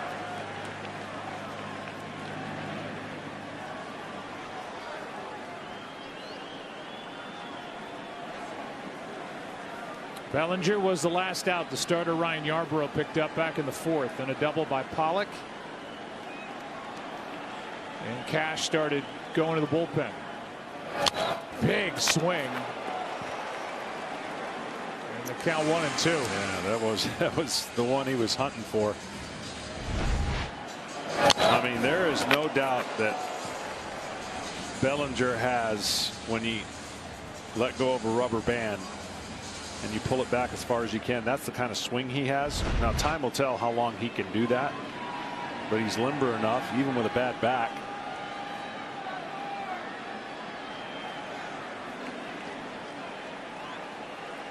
Set up here at 1-2 by Castillo. 2-2. What's amazing really is everyone's been kind of going away from trying. He's made a couple pitchers pay on a pitch that's up, but no one's gone back inside up near his hands. That's where he's been vulnerable, and they've been trying to stay away. And I think for Bellinger, you're doing him a favor if you do that.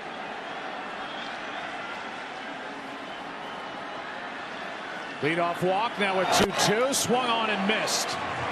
One away. See, up is just hard for Bellinger to get his hands to it. Now that one had great tail on it, but during the year they were really crowding him inside. See the two-seam action that just goes away, and he tries to get the bat to it.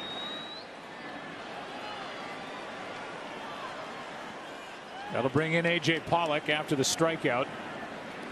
Pollock hit 16 home runs during the regular season. That was tied for third in the National League. He has not gone deep so far this postseason. Has just 2 RBIs, doubled, and that's what chased the starter Yarbrough back in the 4th.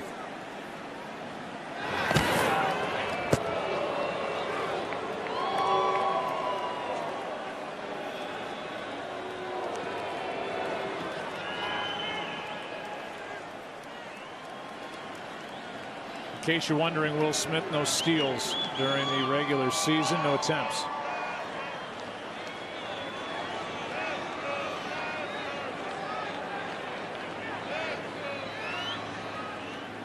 Pollock takes a ball. It's amazing what Castillo does. You know, he has that kind of like a Johnny Cueto style body, but what he does is he really opens up and goes towards the first base bag, but can stay in there to throw his slider and fastball on plane. Anyone who usually pulls that front side out, you can leak, but he has been really good for the Rays, especially in late innings. Here it comes, and it's inside. 2-0.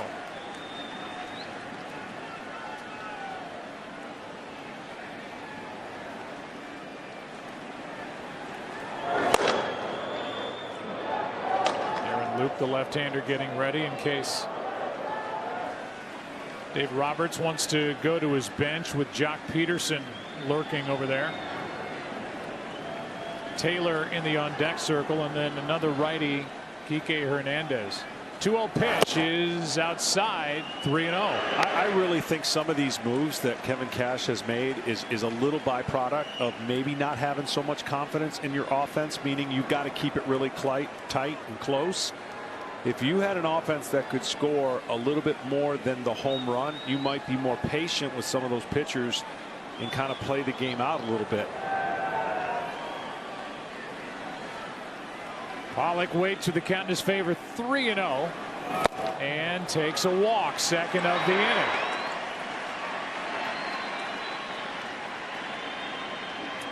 And the batter will be Taylor, and a visit will be paid by the pitching coach, Kyle Snyder.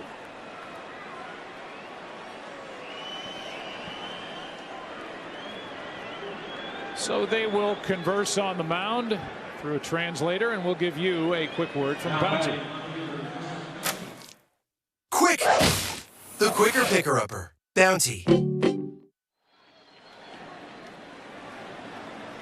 Playing baseball here. We talk about football, and that's tomorrow on Fox. Aaron Rodgers leading the Packers against Deshaun Watson and the Texans. Cowboys against the Washington football team, or other regional action. Check local listings for the game in your area or watch anywhere on the Fox Sports app. I mean, you could have said Lions and Falcons just for me. I mean, I know and it's the there. Lions take on the Falcons. There we go. Right now, that might have been part of a discussion mechanically to stay on towards home plate a little bit. His ball's leaking. That two-seamer is leaking, and mechanically that front shoulder is so important, because if it leaks out, your arm's going to trail and the ball is going to have not as good a depth on it that you want. And the key against Chris Taylor is going to be to pound the outside part of the plate. That's where majority of his strikeouts have come.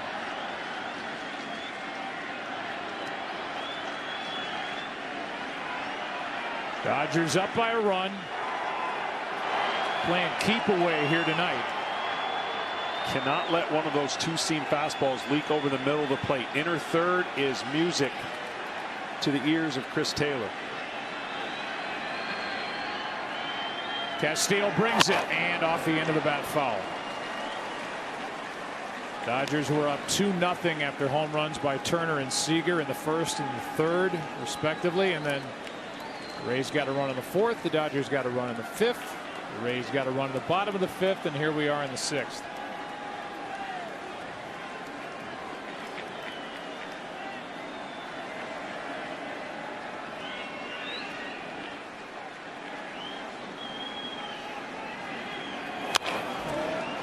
Strike two. Got away with that one. That one just had good late life, but Taylor usually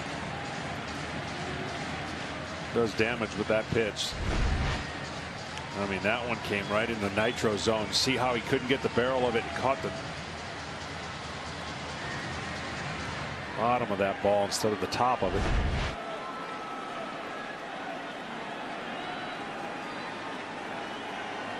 Castillo, only 6 years old, from the Dominican Republic, misses down and away. 1 ball, 2 strikes. Second postseason for this right-hander. Diego Castillo worked last year, got into the wild card game and the division series 4 times total last year, and he's been used a lot here in 2020. Taylor in a little funk. 5 of his last at bats have been strikeouts. And that is a rocket into left, right at the left fielder. Margot makes the play. 2 down.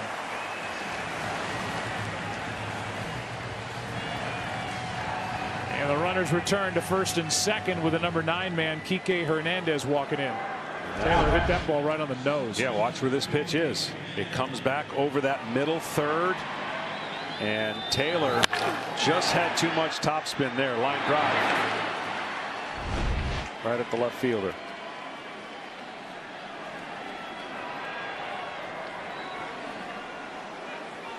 Castillo's been shaky, but he can get out of this inning, and that'd be a huge boost to the Rays. And in the bottom of the inning, Arozarena will lead it off.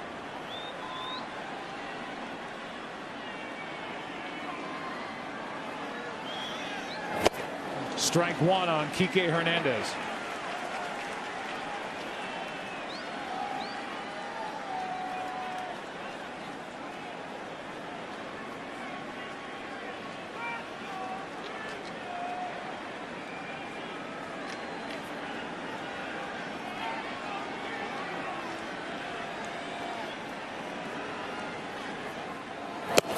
That's strike 2. Woo!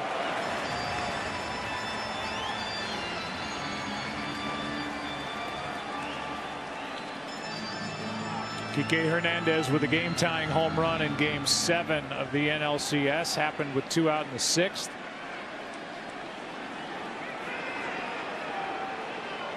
Up here, 6th inning. 2 on, 2 out. Ball 1.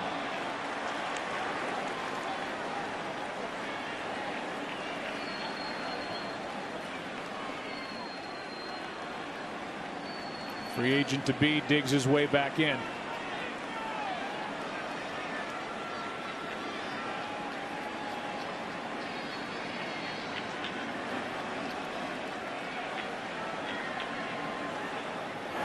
That is past Brasso and into left. In to score is Will Smith. Stopping at third is A.J. Pollock on a 2-out RBI hit by Kike Hernandez. It's 4-2 Dodgers.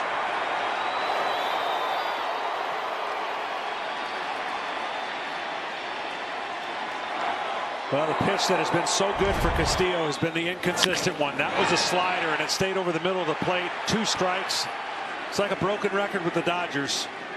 You make a mistake, you don't get 3 clean outs, you get this reaction. They have prided themselves all series, all year, with 2 outs, and now Mookie Betts trying to really put some space between them and the Rays. The opportunity here for the Dodgers and Betts. LA leading in this World Series 2-1, leading in the ball game 4-2. Runners at second and third, 2 out from Mookie, who's 0 for 3. Ball 1 down.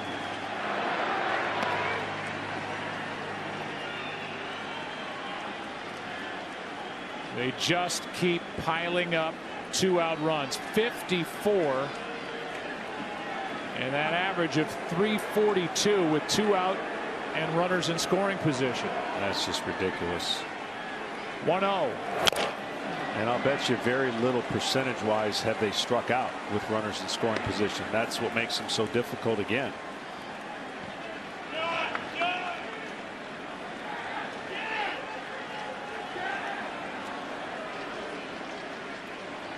Well, for the Rays, this is the at bat of the game. They need to get back in the dugout, down 2. 1 ball, 1 strike. 2 on, 2 out. Should end the inning. Right center field. Kiermaier is there, and that ends the top of the 6th. Betts 0 for 4, but more 2-out damage delivered by the number 9 man, Kike Hernandez. 4-2 after 5.5 in game 4. Enabled Android devices. 4-2 ball game. Dodgers playing keep away tonight, and here's a pitch inside to Arozarena, who's 2 for 2, hit his 9th home run of this postseason back in the 4th off Urias. Blake Trinan back for more after throwing 1 pitch in the 5th and getting Diaz on a ground out. Here's a 1-0 pitch. It really is amazing to me. I mean, he might be following the Reggie Jackson school of thought. I don't need to get a hit with a runner in scoring position, because when I step to the plate, I'm in runner scoring position. I don't think he's got a hit with the runners in scoring position this postseason, yet he's done all this damage in homers. Well, as evidenced by the now 9 home runs and just 12 RBIs in the postseason, he needs some help. And he is there at the top, tied with Evan Longoria for home runs in the short franchise history of the Rays. Got a piece of that, I believe. Either way, it's 2-2. Well, no one's been able to bury a fastball in without him doing some damage on a pitch middle in. The cutter is a pitch that has effectiveness against him, and I'll tell you who's got a great cutter is the man who's on the mound right now, Trinan. Here comes a 2-2, and a line drive into center. Another hit.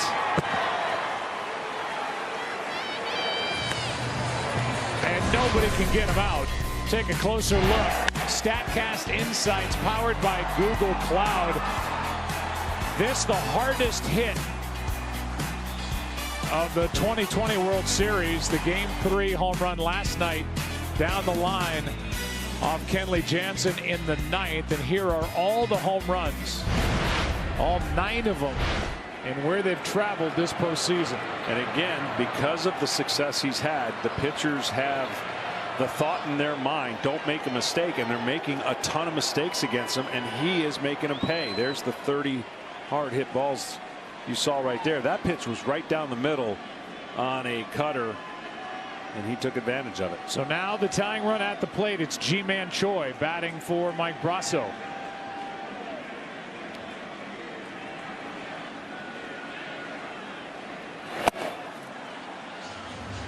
Ball disappears down and in, ball 1.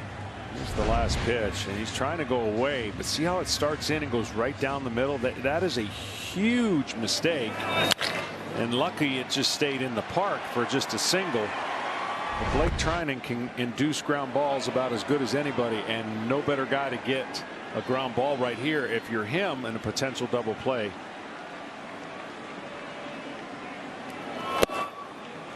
That's down ball 2. Choi hit 3 home runs during the regular season. So far 1 for 7 in this World Series.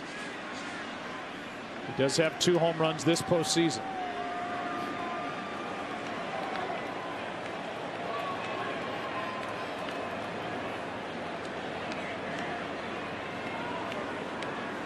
Time called at the plate.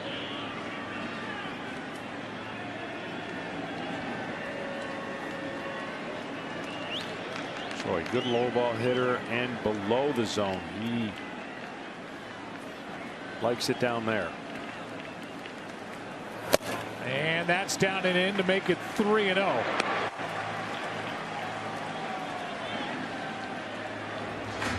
On deck is Margot. Bullpen quiet for the Dodgers at the moment. As Dave Roberts and Mark Pryor talk about who's to come, and Pryor goes to the phone. Choi with a count 3-0.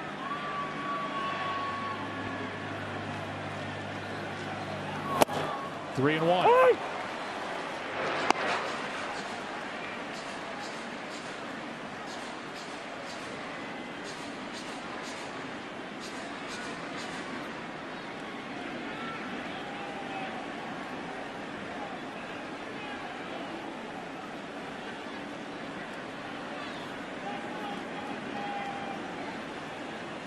Three balls and a strike. Full count.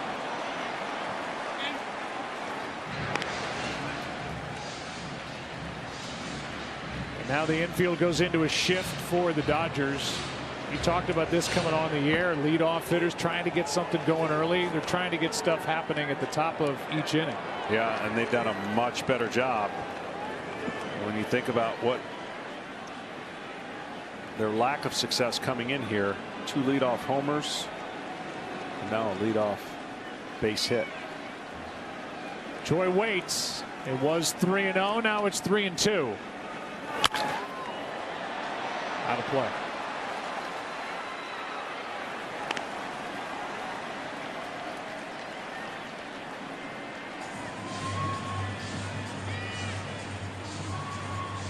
Trying to think of what the best word to describe what the Rays are.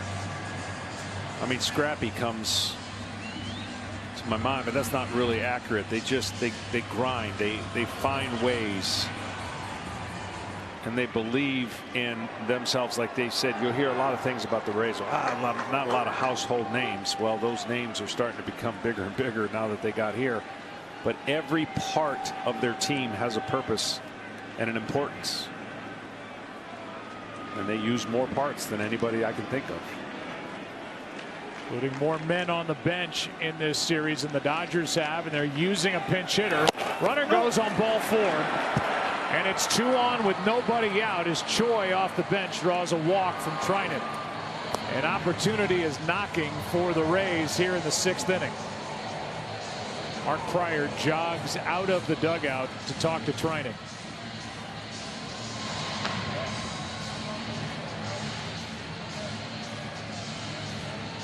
They discuss the situation. 2 on, nobody out. Margot coming up, and we'll give you a quick word from T-Mobile, the leader in 5G coverage. 1 in 5 U.S. kids may not be able to afford to play next season. Together, we can help little leaguers in your community. Grab your phone and text, and T-Mobile will donate.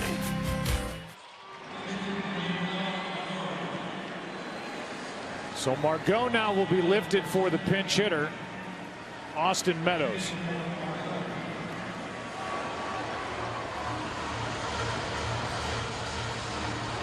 And Baez is, well, he's ready to go if they need him.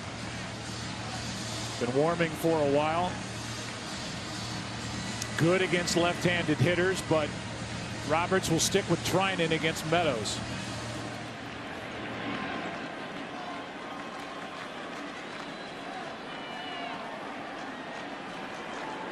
Kind of an interesting move here. Meadows, you could say, has been struggling a little bit. Here it comes from Trinan, and that's down the line, foul. He's been a big home run guy in his past with the Rays. Last year hit 33. In 36 games this year, John, just 4. Yeah, I'd definitely be keeping the ball away from him if he can. This power sinker away. If you're going to go in, you better bury that cutter in, because he's really good on the inner part of the plate. Tying runs are on. Went around on a pitch that was down, and that's strike 2.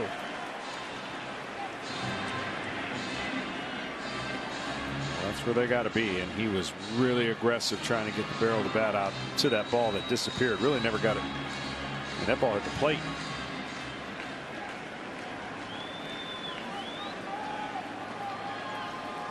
Margot, while he was in there, struck out twice.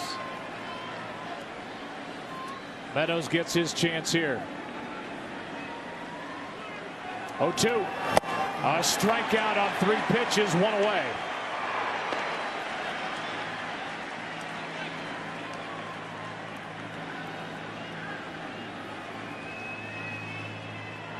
And that will be all for Trinan. Kind of got away with this one. See how that slider was in the zone, but the change of speeds got out in front. Roberts will go to his bullpen and call on Baez, as Lau will face the right-hander. Good against left-handed hitters. 2 on, 1 out. Dodgers by 2 in the 6th inning of Game 4.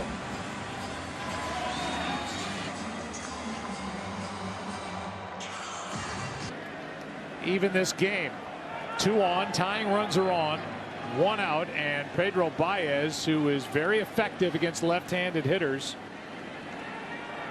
will take over and deal with Brandon Lau with runners at first and second. His changeup should give Brandon Lau a lot of problems if he throws it like he has this postseason.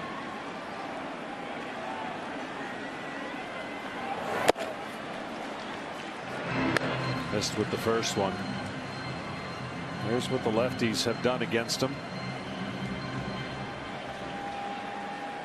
Easily the best chance this inning for the Rays to get a crooked number on that scoreboard.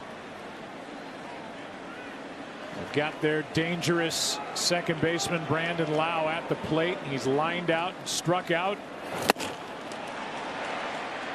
1 ball, 1 strike here. Had been pull happy coming in, and then ended up going deep twice in Game 2 the other way.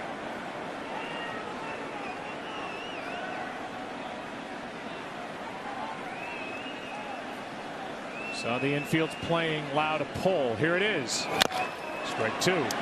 Normally you might think if a team has a different ability to put the ball in play, first and second, nobody out, you might want to get him to second and third and crawl back 1 run at a time and maybe even take the lead with a single.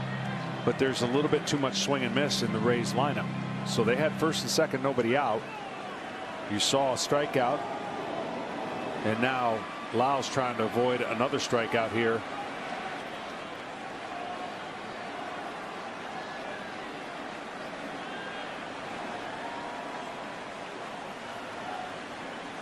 Here's a 1-2 from Baez, and it misses. 95-mile-an-hour fastball. Rays are 186 with the average with runners in scoring position during this postseason. 0 for 3 tonight.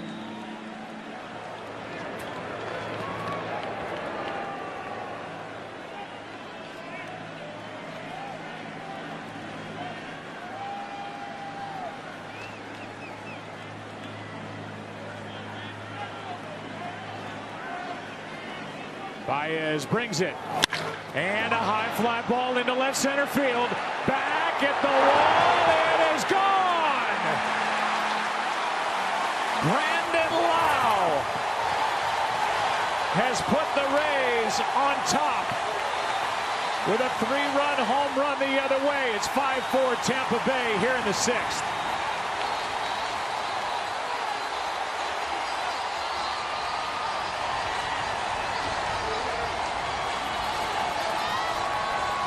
What a swing and what a pitch selection that they went with a guy who really struggles against changeups.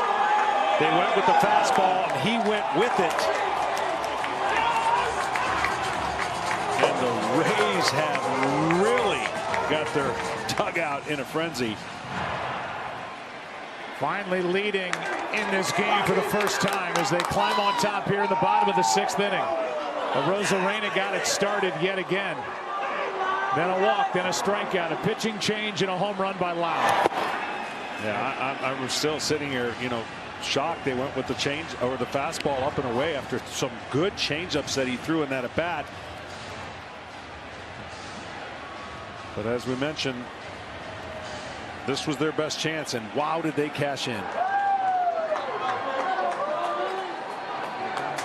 And able to exhale is Lau. 3rd home run of this World Series. Here is Turner. Takes care of Adames. 2 down. Let's go back to the pitch. Yeah, he went fastball, and we've seen the home runs already that he's gone that way and staying on the ball. That he did that with perfect precision. And whoo.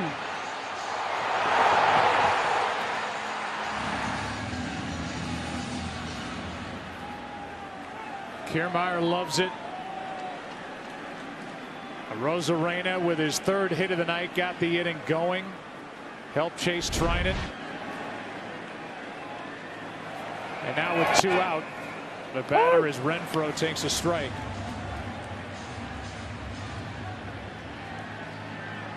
The Tampa Bay Rays. Bullpen has allowed him to hang around, and now they're on top. 2 of those runs charged to Trinan. That's off the end of the bat, foul. Strike 2. Hunter Renfroe wearing the mic for us tonight. Here's his reaction on the home run. Good ball.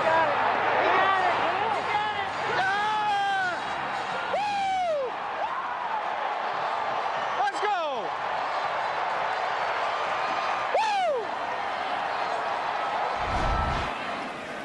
He hit a 400+ foot home run his last time up. Renfroe takes a ball.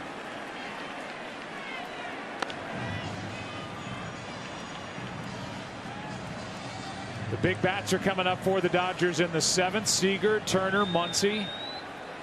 Good ball game here in Game 4.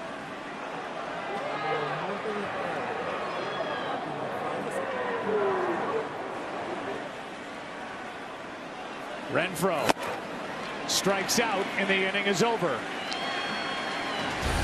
Big damage done by Brandon Lau.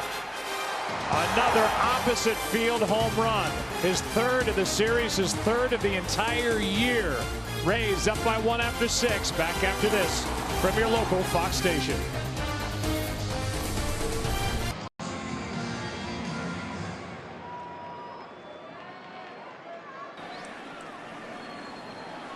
Well, no bigger swing in his life. Brandon Lau just went deep with a 3-run shot in the bottom of the 6th inning to put his Rays on top by 1 as we go to the 7th inning of Game 4. And a new pitcher is Aaron Loup. Deals, and it's swung on and fouled out of play off to the left by Seager. You look at the numbers for Loup. Defensive changes with Meadows staying in the game and left. Ji-Man Choi at first. And Diaz moves from 1st to 3rd.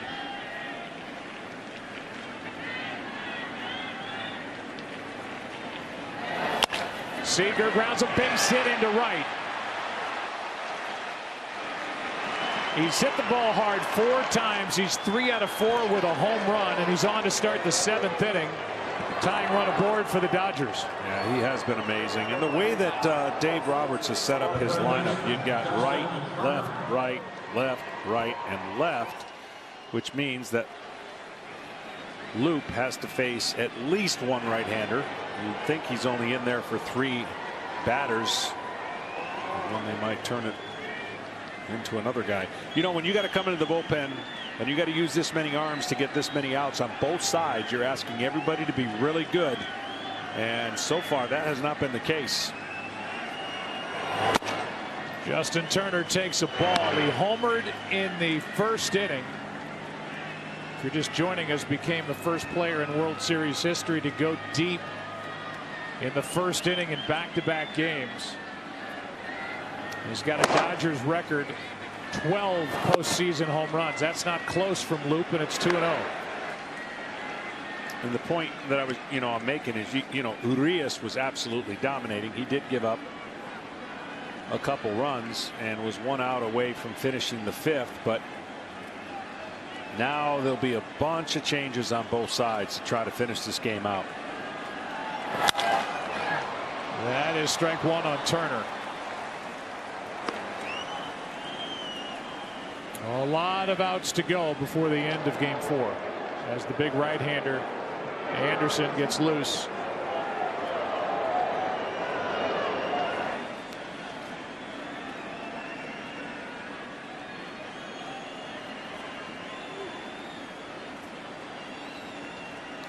Here's a 2-1. Got it by him with 95. It's 2-2 on Justin Turner.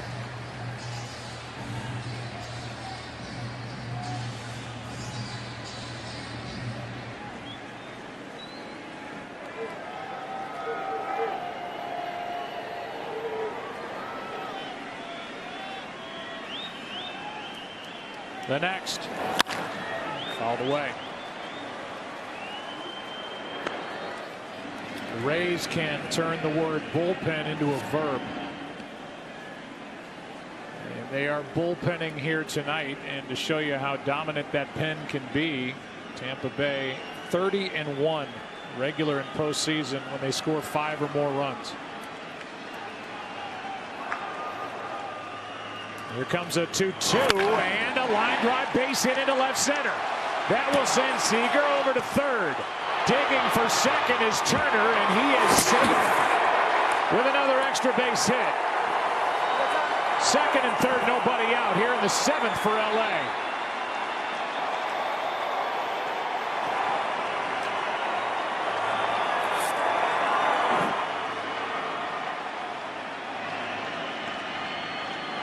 Been an incredible game, and just when you think the momentum has switched to the other side about 4 different times, it happens again. He got the ball up. Turner gets it over the shortstop and hustles to get to second base. Thought this was going to be close at second if they made a good throw, but the throw was offline, had to be cut. And now, as we mentioned, Loop is in there to face Muncy. The infield has to come in. Muncy awfully tough. Takes a strike. Justin Turner, 2 more extra base hits in this game, and he's got 11 in his World Series history. He's number 2 on that list to Duke Snider, just World Series play, and tied with Carl Furillo. 0-1. That is strike 2. And Loop is looking for the strikeout. Yeah, he has to punch him out here and then turn it over to their hard throwing right-hander to try to wiggle out of this inning. And of course, Muncy is going to have to find a way to put this in place somehow. Loop brings it, and a strikeout, 1 away. What a job. And here comes Kevin Cash, does not hesitate. He will make the change after this key strikeout by Aaron Loop on Max Muncy. And Nick Anderson will enter. Game may be hanging in the balance right here in the 7th.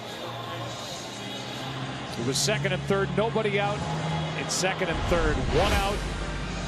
And we're just in the 7th inning of game 4. It's a good one. Tampa Bay up 1. Calm. Loop got the strikeout after the single and the double. The infield is still in, and Nick Anderson takes over. Great regular season, that bottom line.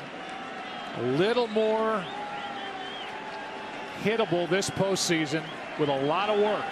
curveball, the key pitch for him against Will Smith. Second and third, one out. 95 for strike one. Challenged him with the fastball, but I think the kill pitch he can have with Will Smith struggling against curveballs off of right-handers. But now this isn't your average fastball. This is pretty firm. The young catcher waits and fouls it away. Strike two. Well, that was the pitch to get a run in for Will Smith. Now he's really in a hole with 2 strikes. A fastball up allows you to hit a fly ball, and he missed it. It was a little higher than he would have liked it. You could see his reaction.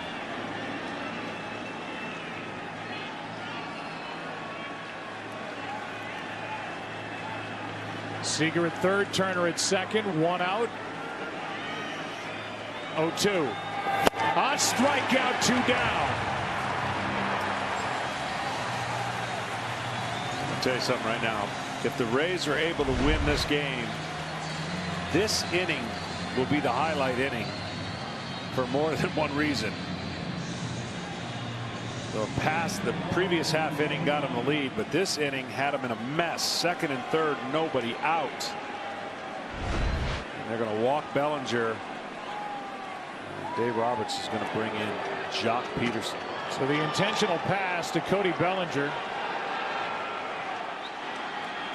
And Peterson will be the hitter here in the 7th inning. Bases loaded and 2 out.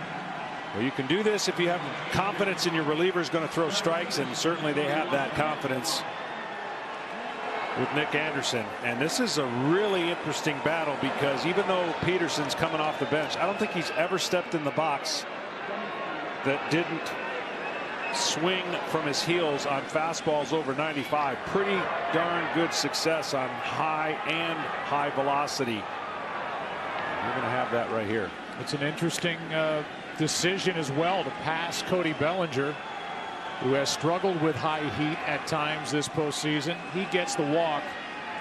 Infield plays Peterson to pull. And here we go.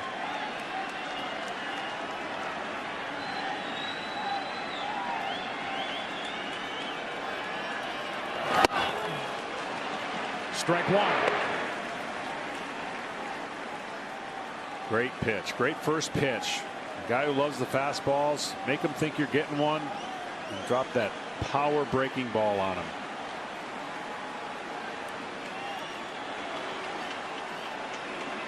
Peterson 1 for 6 in this series. No RBIs.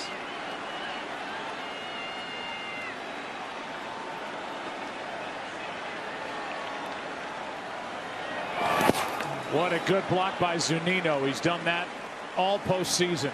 1 ball, 1 strike. If you're a fan of the Rays, you may have gone through a huge bottle of Tums watching them play this year, but this is where they're most comfortable. I'm telling you, this is where they feel like they have the assets and can win all the 1-run games they play in. They use a lot of pieces, already used to kind of a backwards approach to how they've brought in their highest leverage guys, but it's paid off. The offense responded.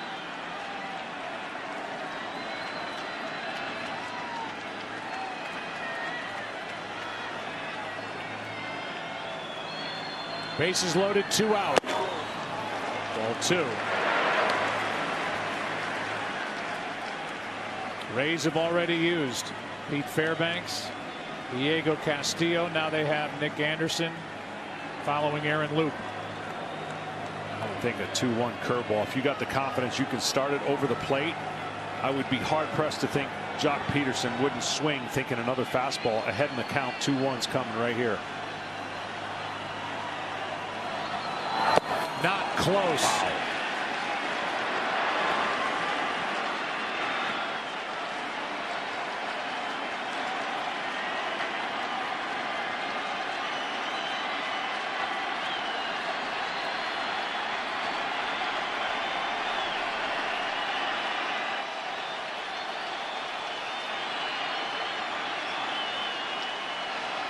Mookie was telling him ground ball. Think ground ball.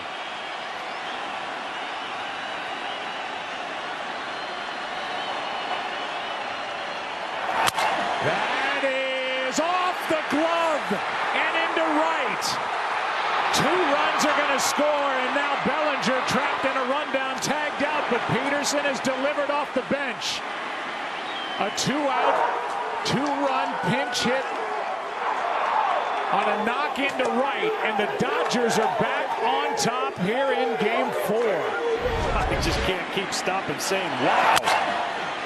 So close, and Bellinger kept from getting tagged out at third to allow the last run to score.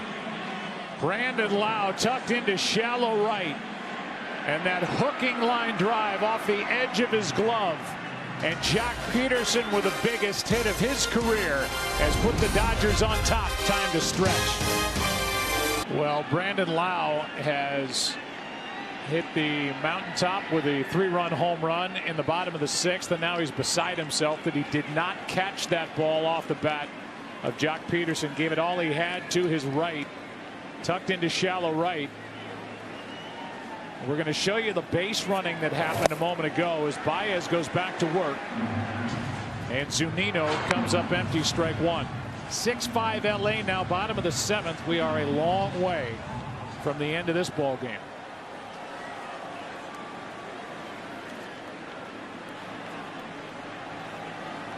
Zunino is 0 for 1. A walk and a strikeout, a check swing, 1 ball, 1 strike. Easily the best game and most action-packed so far in the series, and it has gone back and forth with so much emotion switching on both sides of the dugout and some clutch hitting on both sides of the dugout. Here's a 1-1 and a pop-up back behind the plate. Strike 2. More 2-out runs for the Dodgers. Watch how close Lowe comes to catching this ball. Just kind of stumbling and right off the edge of his glove, and then great base running in one respect, and that's been Lowe ever since he got back to the dugout. It would have been close had Bellinger just kept on running to third.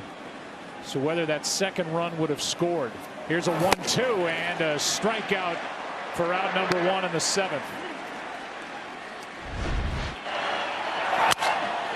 Well, when this was hit, Bellinger can't tell if Turner is for sure going to score.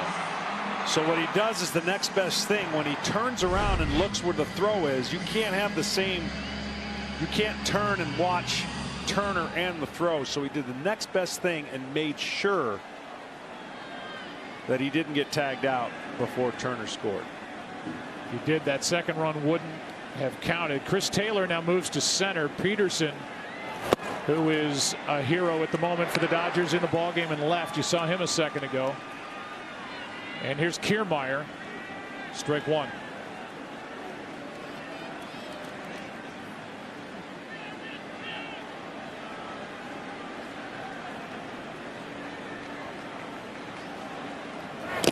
Baez came on last inning and gave up the 3-run home run to Lowe.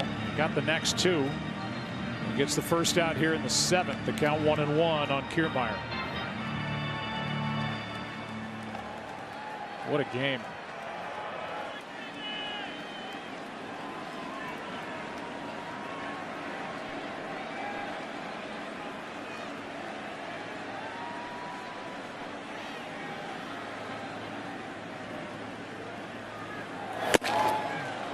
Fastball misses high, 2-1. There were a couple of bats in this game where the pitcher gave the hitter the advantage by avoiding the weakness of that hitter and getting himself in a count where now he had to come in. And that was that 3-1 count.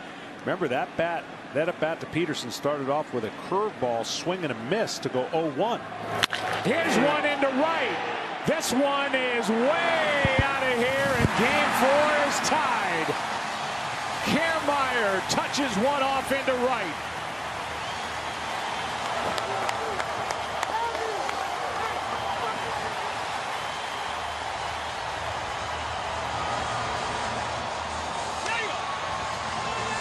Okay, I'm going to add another word to the Rays. Relentless.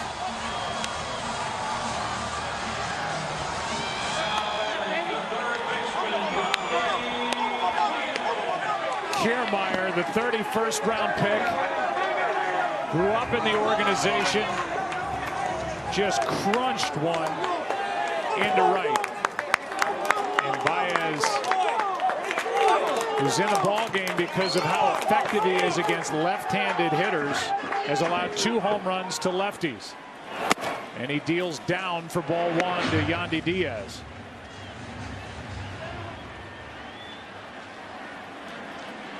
"52 of the 74 runs that the Rays have scored this postseason have come via the home run ball.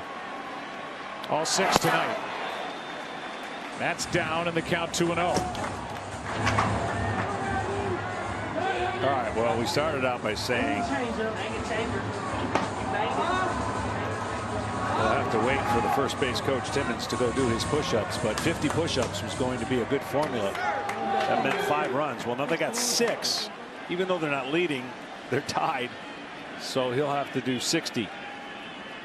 10 per run. Here comes a 2-0 to Diaz, and that's low. 3-0. And boy, the Dodgers showing a lot of faith in Pedro Baez. Gave up the home run last inning, gives up a home run to the lefty here in the 7th.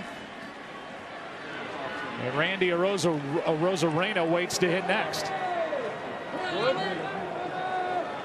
That little lineup tweak has worked for Kevin Cash. There's a strike.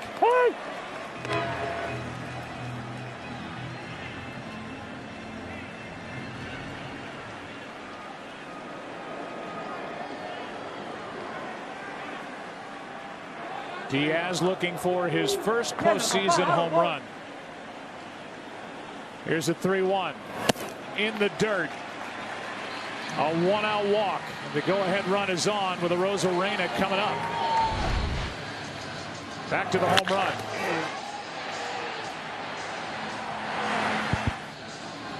Yeah, that's just incredible.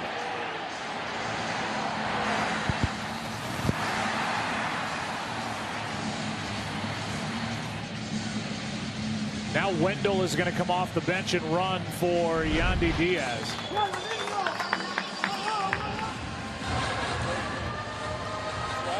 Joey takes over at first. And with a lot of options in their bullpen, the Dodgers are going to stay with Baez. They only have had the left-hander up, and he's still the only one getting loose, Victor Gonzalez. Well, what they're hoping with Baez is the right-handed changeup against Randy, who's hitting 125 in his career, and this year hitting 143 off of the changeup. So you got to believe they feel like that's the best chance of hoping that Baez can kind of throw his changeup and get Randy off of the fastball.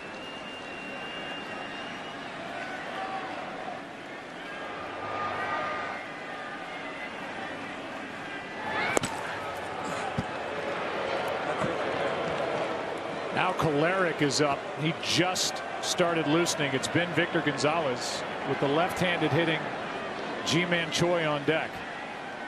But this is the at-bat. Pedro Baez, who is struggling, allowing 2 home runs, now a walk, and Randy Arozarena at the plate. 3 for 3 on the night. Wendell at first, and a strike hits the inside corner. Started him off with a changeup.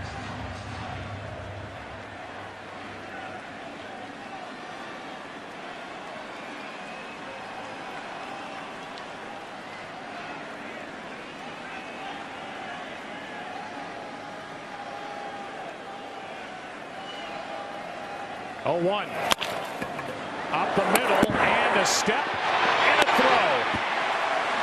The double play handled by Kike Hernandez. The home run hit by Kevin Kiermaier.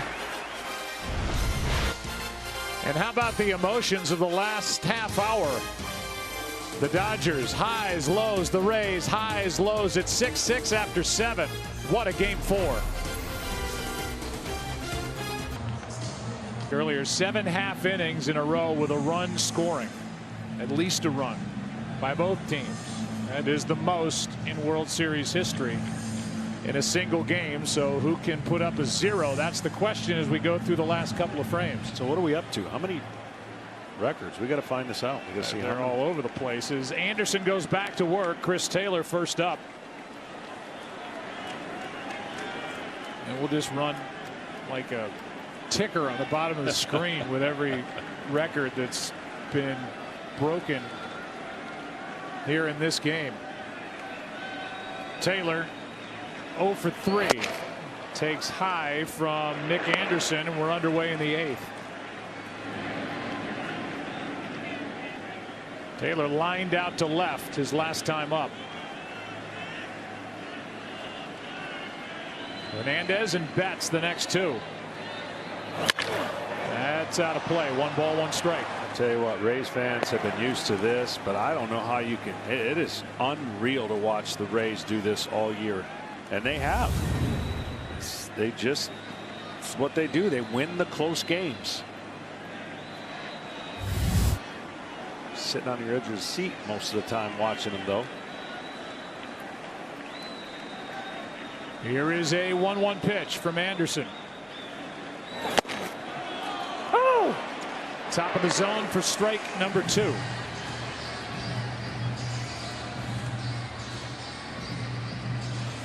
$55 with the roof open here in Arlington.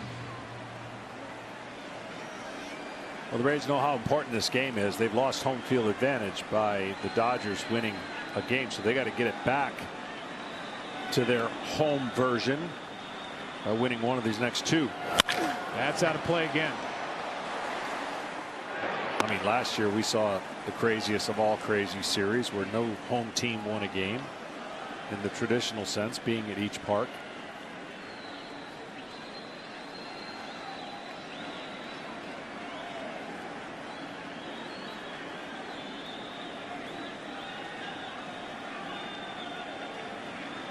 Chris Taylor trying to jump start it again for the Dodgers in the 8th. No. He checked his swing. 2-2.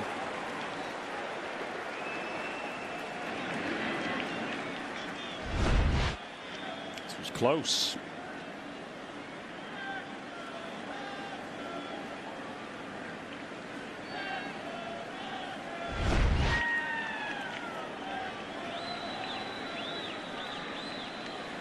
Two pitch.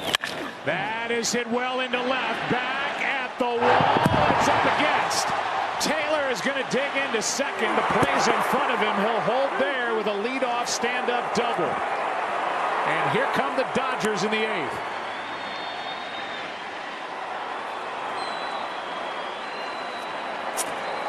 Just held up on the previous pitch. Got a chance to see another pitch. And he hit a laser into left center field. Yeah, that was an absolute mistake breaking ball, and one of the tailor-made swings, no pun intended. He has that grooved. He loves the ball down. He loves the ball middle in. You see the barrel of the bat get to the ball, and he crushes that ball. Here come the Dodgers. And here comes Kyle Snyder. The shutdown relievers for the Rays have all been in the ball game. And speaking of relievers, while they converse on the mound, we'll take a look at this year's relievers of the year presented by the Hartford. Liam Hendricks of the A's saved 14 games for the AL West champs with a 1.78 ERA.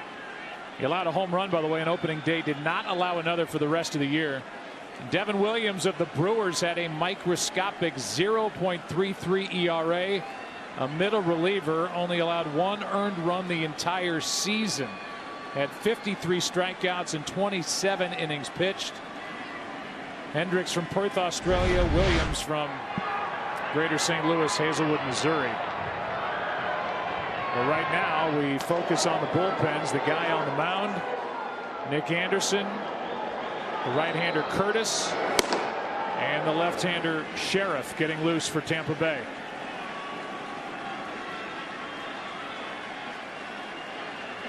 Kike Hernandez at the plate. Infielders are pinched in.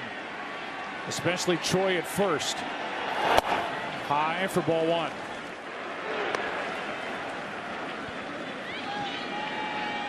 Well, this goes along with Dave Roberts and the way that he thinks his offense. The more they can see that list of the Rays, the better he feels his offense can make adjustments. Seeing Nick Anderson for the second time.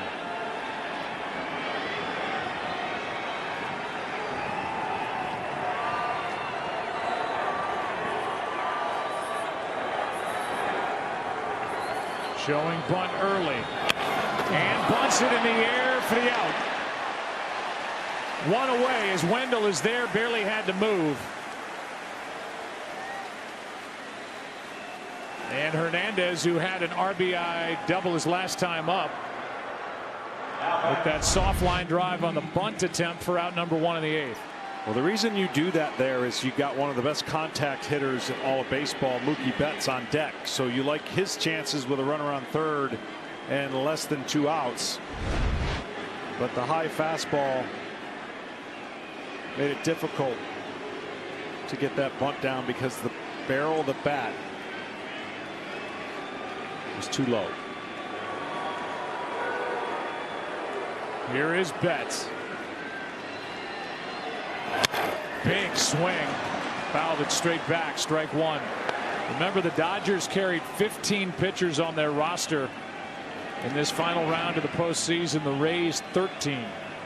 So the Dodgers are still pretty well stacked in their bullpen and would seem to be able to match up better the rest of the way. They've got the lefty Kolarek getting loose. Bats ground ball to short and out at first as Adames makes that play. 2 down. And good base running by Chris Taylor to not get hung up between second and third. And now the absolutely scalding hot Corey Seager walks in.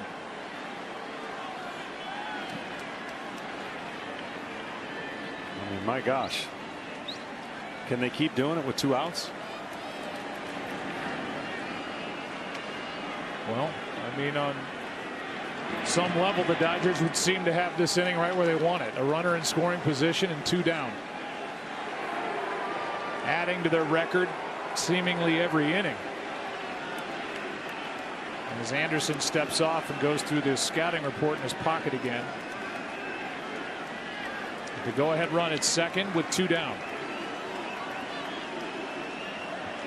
Well, because this field is so big, you don't see many outfielders throw out runners at home plate. They got to play back. We have a good arm and right in Hunter Renfroe. Good pitch by Anderson. Strike one.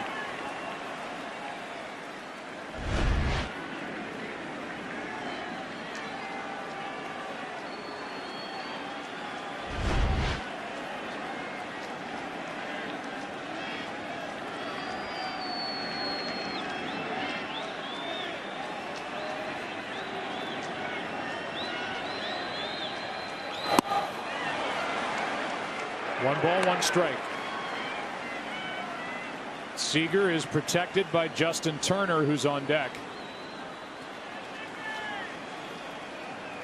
Willie Adames is trying his best to get in front of Oh, baby, let's go. the runner at second. Make it tougher to either pick up the signs or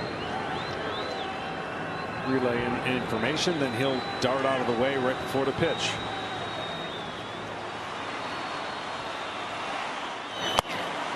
Inside at 95. 2-1. Obviously, when you're in second base as the runner, you can see the sequences. They've got a better decoded system now because of all the different pieces of paper that they'll have to look at the indicators of what sign is what. Seager with a chance to put the Dodgers back on top. That's foul. 2-2.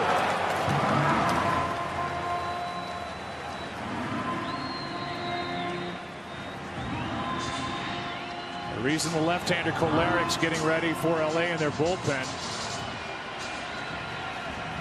Lefties coming up. First 3 hitters in the bottom of the inning. No right-handed bats on the bench for Tampa Bay.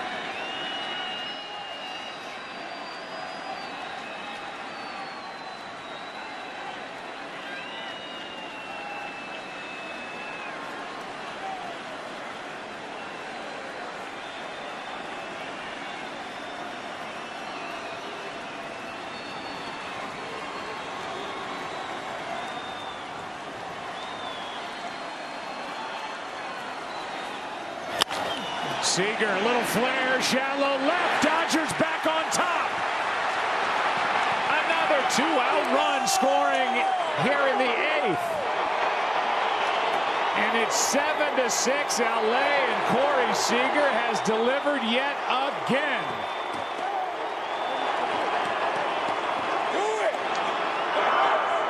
Just muscled that ball over the head of Adames. Adames breaks in just a fraction. Not saying that would have been the difference, but remember, he's been in that position, jockeying with the second base and then kind of sprinting back to get to his position.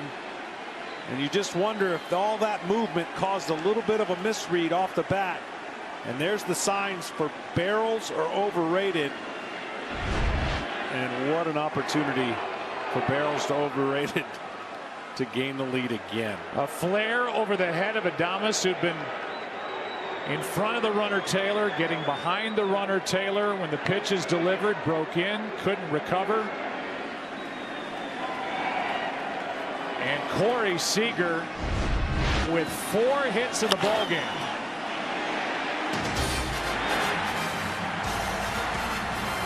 Another 2-out run on the board for the Dodgers. What a game. LA back in front, 7-6 in the 8th. 4 total hits, 2 RBIs on the night. 57 runs scoring with 2 out this postseason for the Dodgers. As Turner comes up empty, dealing with John Curtis. 4 outfielders, shortstop playing way back. I think Seager could take second base. I don't know if they'll let him. And that's a lot of room. There he goes, and a base hit into left. Seager will end up at third base as Meadows gets the ball back in, and it's first and third, 2 down. Another hit by Turner. He's got 4 hits. Here's the problem with 4 outfielders. You only got 1 infielder that can cover the bag. And Dave Roberts, that's why I thought sending Seager to second, there's nothing you can cover. Put the ball in play, he's got to cover second. No shortstop there.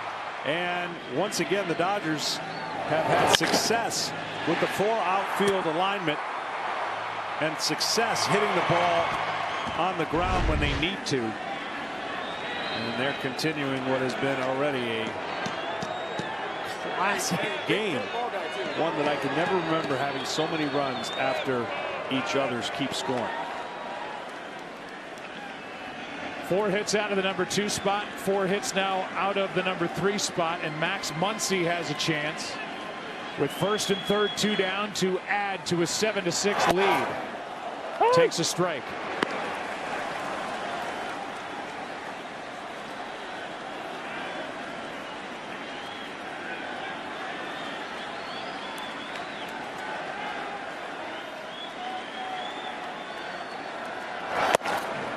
That's over the outside corner, and the count goes to 0-2.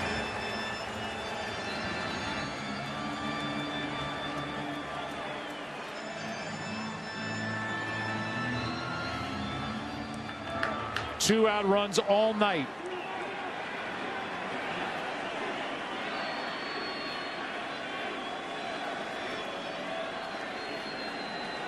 There goes the runner Turner, and a ground ball right side. Charging it, gloving it, throwing it for the out is Lau. All smiles for the Dodgers. Really, since the start, this roller coaster game, Dodgers have scored 7 runs tonight with 2 out, and after 7.5, lead game 4 by 1.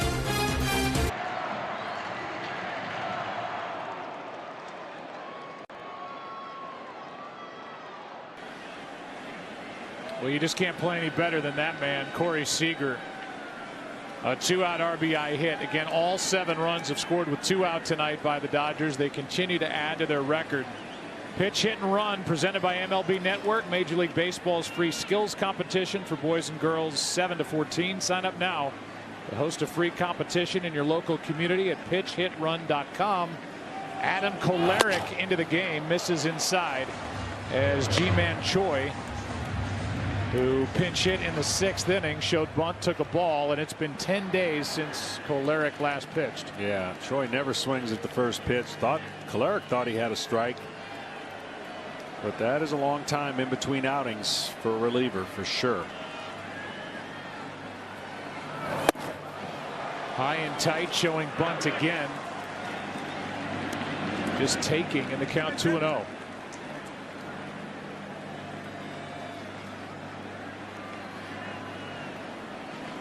Action for the Dodgers in their pen. Same can be said for Tampa Bay. Choi, Meadows, Lau. That is high, 3-0. I mean, Dave Roberts has the matchups he wants. He's got 3 lefties in a row. And he needs his left-hander to dial it in. You mentioned 10 days off.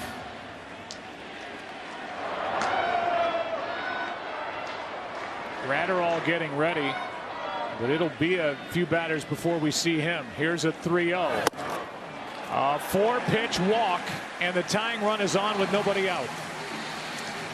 Well, I just want to show you this play and to give you perspective. I'm not saying this is the reason, but remember the shortstop being right there, and then watch what he's got to do to get back to position, right? Backpedaling. He does get set, but it's still a little bit different than playing your normal position. He breaks in, and that could be the difference right there for him making an outstanding catch to just not getting the ball. We see how much that traveled, so it probably doesn't come into play, but it just goes to show you how much movement and how many things the Rays are trying to do to counterbalance what the Dodgers do very well.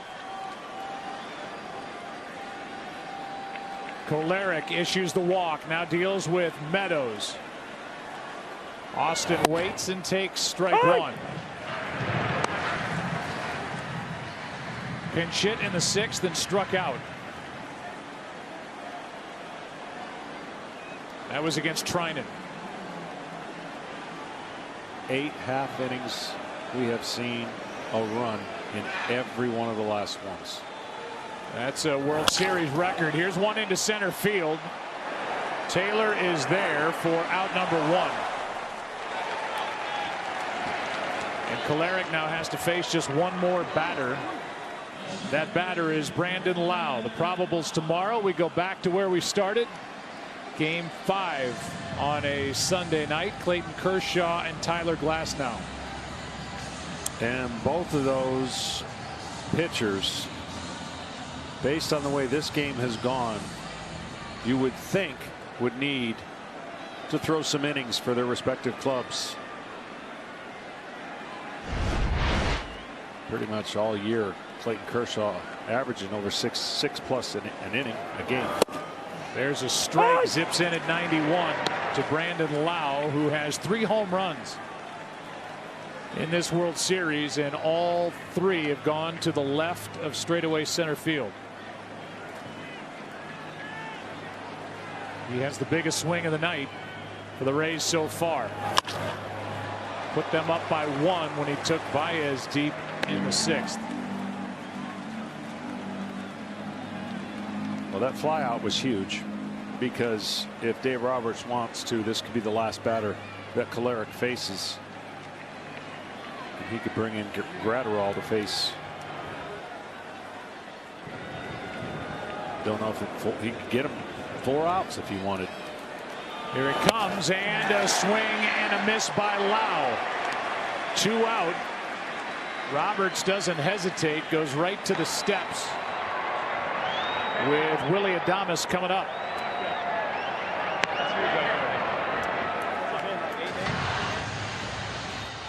Gratterall getting ready. Gratterall coming in. Adames coming up. 7-6 LA. in the bottom of the 8th. Back in effect, everyone in America gets a free Doritos Locos Taco. Stop by any Taco Bell on October 28th to get yours. Brusdar Graterol takes over. Tying run at first, 2 out now. He was there with nobody out. And Damas leans back from a sizzler inside at 99, ball 1.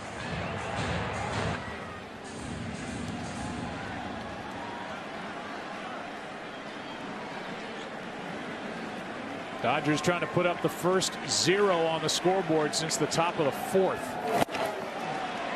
100 from Graterol. 1 ball, 1 strike on Adames. 0 for 3 and 2 for 12. In the World Series as Blake Snell gets ready out in the pen. The game 2 starter.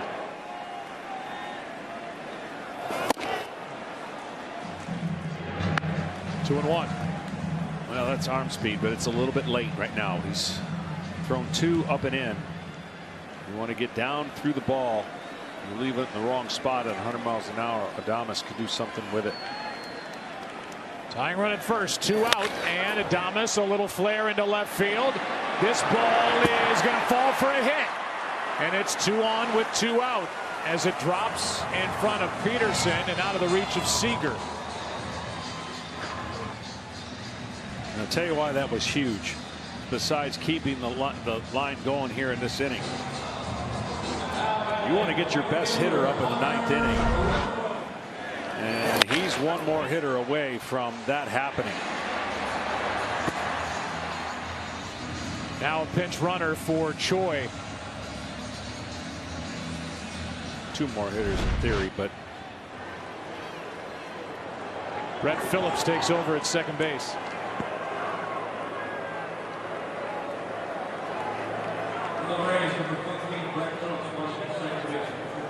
And now that bench for Kevin Cash has 2 on it. Perez the catcher and Tsutsugo. This 8th inning comes down to Hunter Renfroe, who homered in the 5th, and Brusdar Graterol. 2 on, 2 out.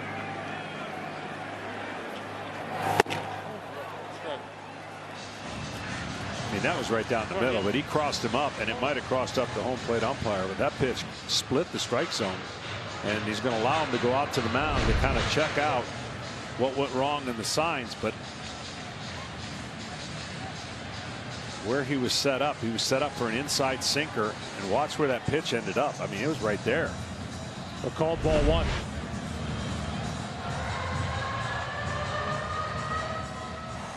Want to stay up to date during the postseason? Hey Siri, show me postseason baseball scores.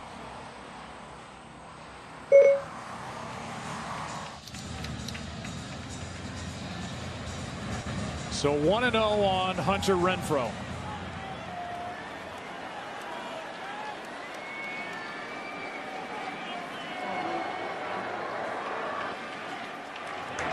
Tying run in scoring position.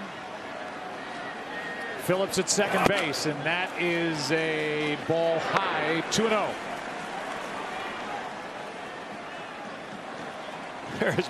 You can cut the tension from the 4th inning on in this game. It's been so thick for each club. Graterol deals, and a high fly ball into right, easy for Betts. And the young right-hander celebrates getting the final out of the 8th. Game 4 rolls into the 9th inning. 7-6. Dodgers on top. On until just moments ago, the first 0 put up. This has been a great game with a ton of strategy. Not all of it's worked, but these players have come through, and each side has been a fraction, an inch away from making some incredible plays and changing the game. Curtis goes back to work. He saw the defensive change as Renfroe comes into the infield to play first. Phillips, who ran for G-Man Choi, is now in right center, and the 4-person outfield being used by the Rays. 1 ball, 1 strike on Will Smith.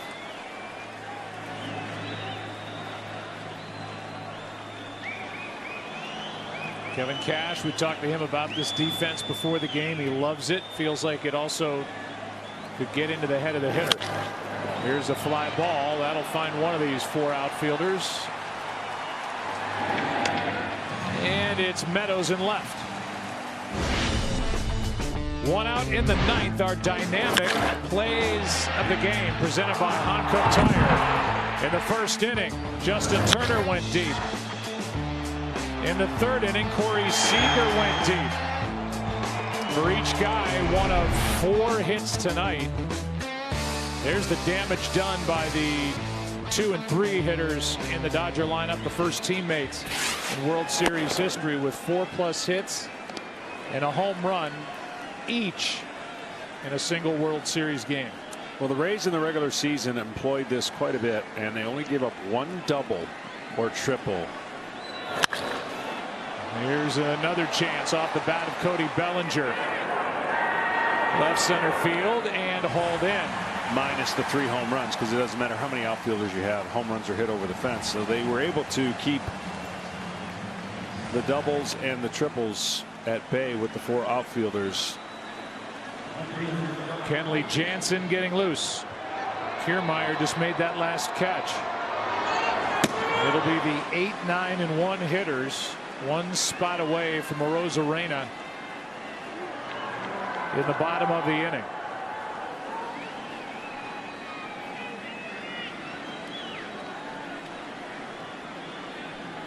Jock Peterson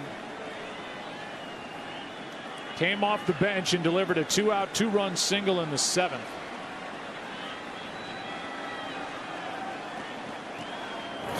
And he grounds one through the right side here. 2 for 2 here in game 4. If Jock Peterson could kind of channel his postseason success next year in the regular season. Wow. I mean, his regular season numbers were not much to speak of, and he's got some huge hits in the postseason for the Dodgers. Well, John, the drama in the bottom of this inning as the Dodgers bat in the top half is Kenley Jansen coming into the ball game and coming into the NLCS. The Dodgers were unsure. The quote by Dave Roberts saying he doesn't feel compelled to name his closer. That's how off Jansen was with his mechanics. He was out of whack, inconsistent velocity, cutter not cutting, and he's worked hard to get it back. And after working here last night, as Taylor takes a pitch low, his pitching coach Mark Pryor agreed with us, and we talked to him before the game. Pryor said that's the best they had seen Kenley Jansen throw the ball in 2 years. Well, he knows who's up 4th, and that guy took him deep in last night's game. Every closer knows the situation. In a 1-run game, you don't play it any different because you realize 1 pitch, 1 swing can tie the game. So you're always going batter to batter, and you definitely don't want to get any traffic on the bases, but he'll know. 8-9-1.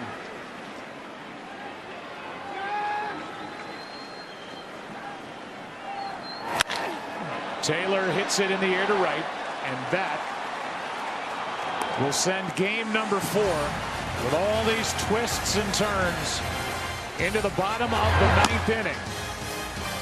Rays will bat down 2-1, trailing 7-6. Pass powered by Google Cloud. Last night, the hardest hit ball of the 2020 World Series that he shot out of here to left against Kenley Jansen, who takes over and deals with Yoshi Tsutsugo. First up hitting for Zunino.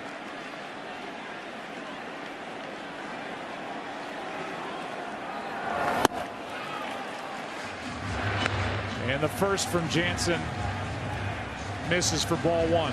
This will be the biggest moment he's ever had for the Rays. He adjusts here to the big leagues. Big time power hitter in Japan. First year with Tampa Bay, and he's able to lay off for the count. 2-0 from Jansen.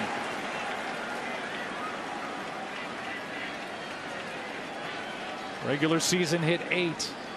Batting average under 200.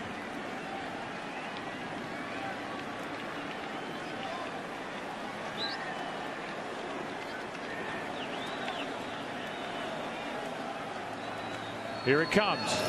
Big swing by Tsutsugo trying to tie it. No homers or RBIs in this postseason. Kiermaier on deck. He's homered tonight. As this series plays on, it's going to be so interesting to see how Dave Roberts treats Arozarena the rest of the series. Here's a 2-1. And what I mean by that is going to seem like an outrageous comment, but you almost have to start treating him like Barry Bonds and the year that he was having when he dominated the postseason.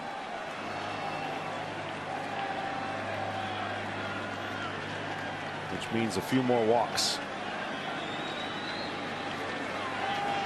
Was 2-0, now 2-2.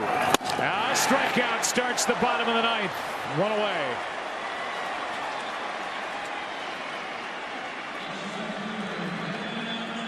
Good comeback by Jansen after being down 2-0 in the count.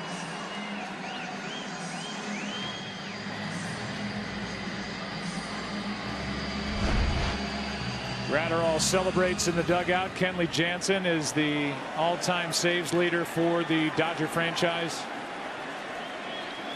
He's got 18 career postseason saves. Shattered bat, fly ball, and base hit. And Kiermaier ends up with the handle of his bat in his hands. His bat in pieces, and the ball falls in shallow right center. And the tying run is on with 1 out. What an effort here by Kike Hernandez. I mean,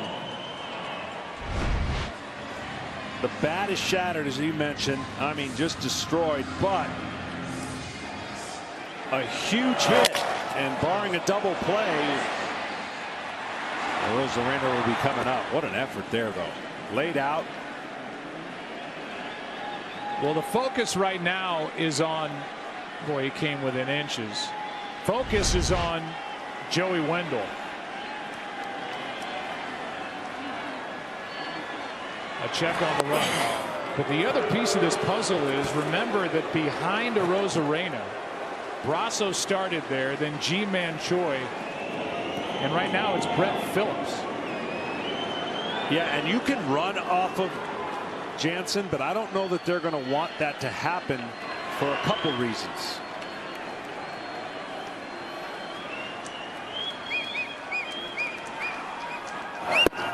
Well, if it's going to happen, it's got to happen here early in this at bat, because they want Wendell to have a chance to tie it with a hit.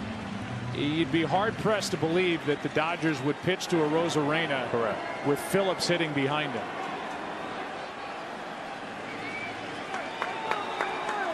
The only bat left on the bench for Tampa Bay is Perez, the backup catcher.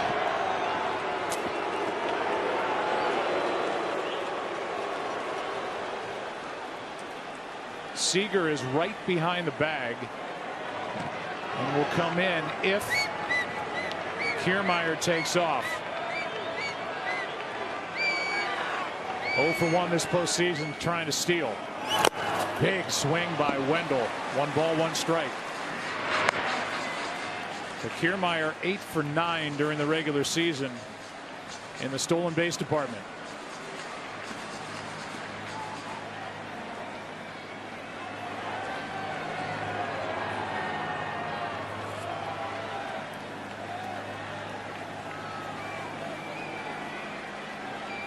First at bat of the night by Joey Wendell. 1-1 pitch from Kenley Jansen.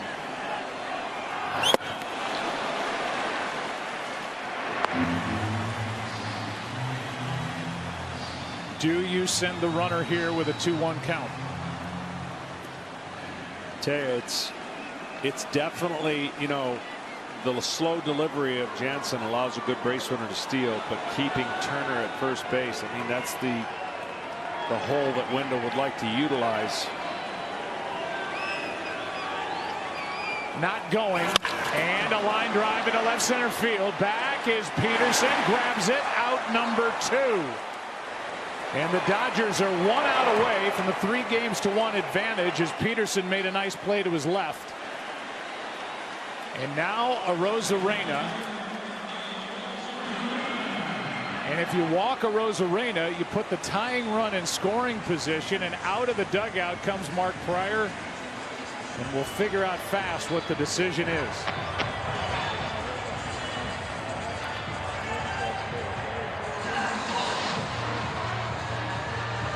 I think in this situation, you better be 100%. There better be no suggestions. Everyone has to feel committed to whatever the process is and live with the outcome, no matter what it is. You can't go in the try to do this or pitch around. You got to have a command, and it has to be affirmative, and everyone has to agree.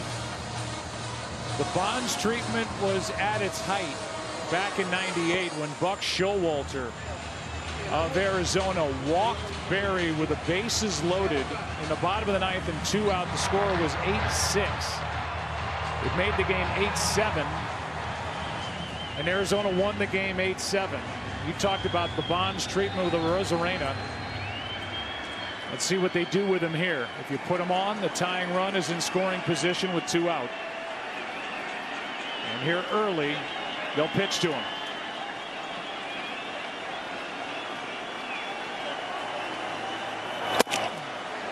And that's just poured in for a strike. Any idea that they're working around him, forget it. 3 hits tonight, including a home run. It was record-setting 9th this postseason.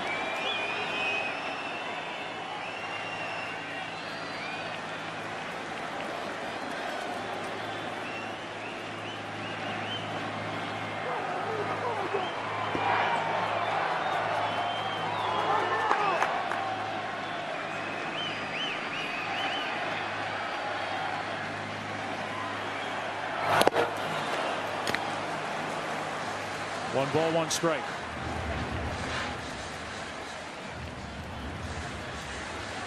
Well, you think Jansen's going to try and be careful with Arozarena, and the first pitch is right down the middle for strike 1. Now the count even. Yeah, a little shocking that Arozarena just kind of wasn't committed there on first pitch, but on the year he struggles against cutters off of right-handers, but he already hit that homer last night. I almost think if it gets to 2 strikes, we'll see if Kevin Cash gets aggressive with Kiermaier with 2 strikes. Phillips, the on-deck man, was with Kansas City at the start of the year, then Tampa Bay. Here's a pitch and a pop-up left side, foul ball, out of play, strike 2. So now last night with 2 strikes and a 3-2 count, you could see the reaction from Dave Roberts last night where that pitch was not anywhere close to where he wanted it. Middle cutter, and he hit for a homer. With 2 strikes here, you've got to get the pitch off the plate. Dino.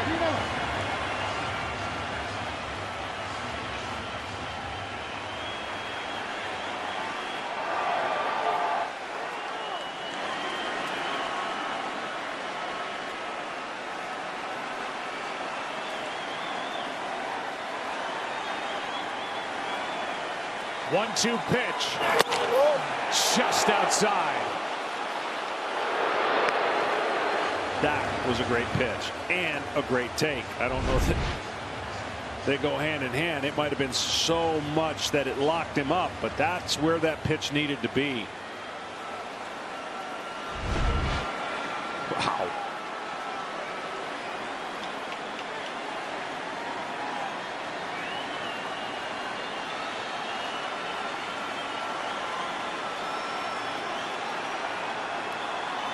Two. Full count.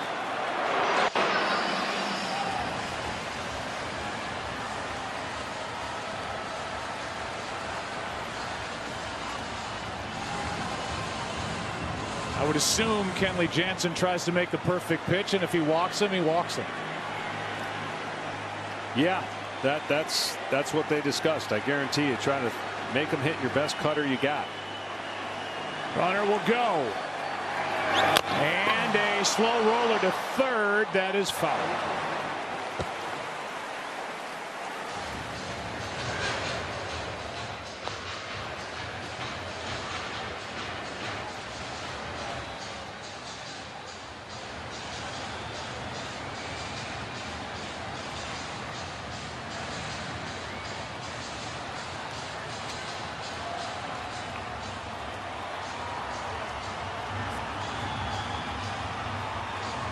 Traded to the Rays this past January.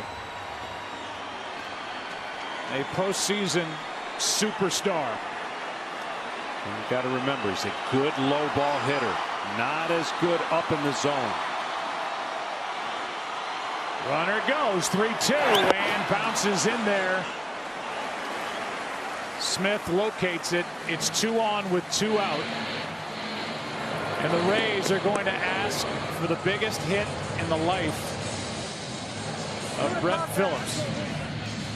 Traded to Tampa Bay from Kansas City. Hit under 200 with both organizations this year. Hit 2 home runs.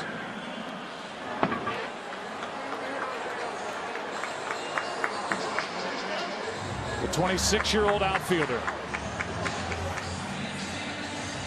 Now the question's going to be is, will he think his best chance is on the first pitch? Will he be aggressive?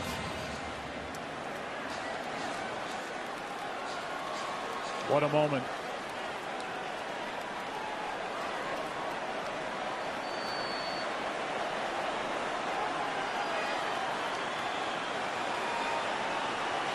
Not on the roster during the LCS. Added for the World Series, and here he is. Ball 1 inside from Jansen.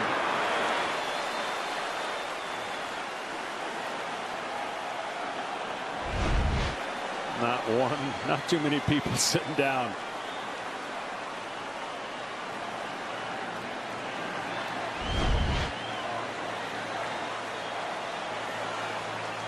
Phillips. Woo! That caught the corner. 1 ball, 1 strike.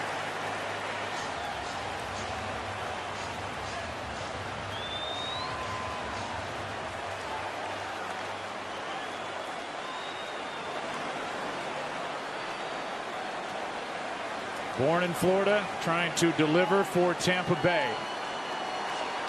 Tying run at second, winning run at first. 2 out in the 9th.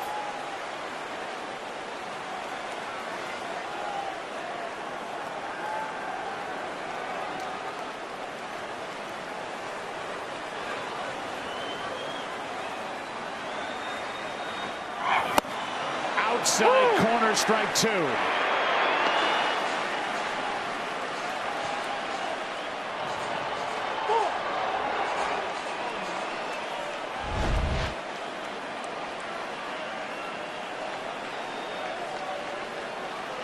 Real close.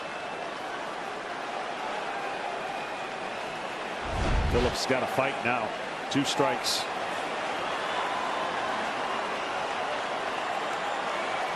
Jansen. That is into center field. Here comes Kiermaier.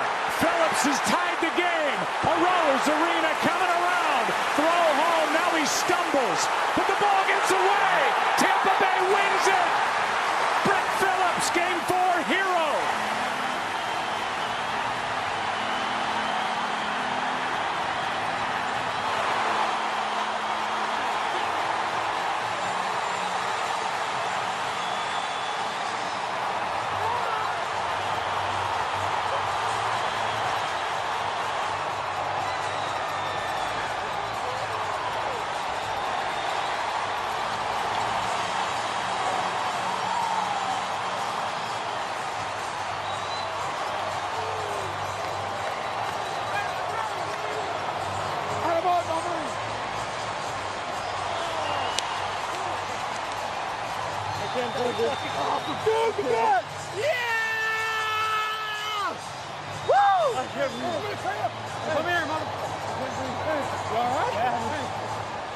They never quit.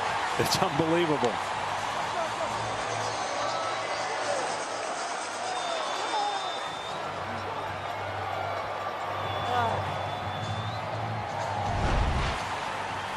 Watch these replays and how this unfolded. Yeah, a rare misplay by Mookie, and then a rare misplay again. I mean, Arozarena is dead at the plate, like there's no chance. I'm sorry, Taylor, not Mookie. Here's the throw that comes in, and this is going to be relatively easy. And Will Smith just took his eye off the throw from Muncy because he didn't know where the runner was. He thought the runner was coming, and he had to swipe tag him. And right here, Arozarena is absolutely flying, and right slips, falls down. Well, Will Smith has no idea at this point.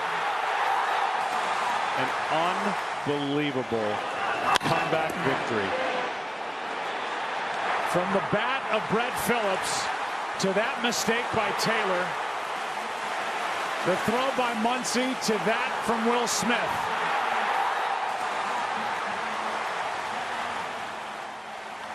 Two-run score on the play.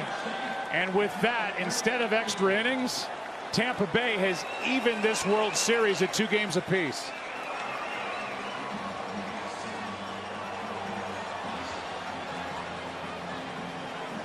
And Roberts can't believe it.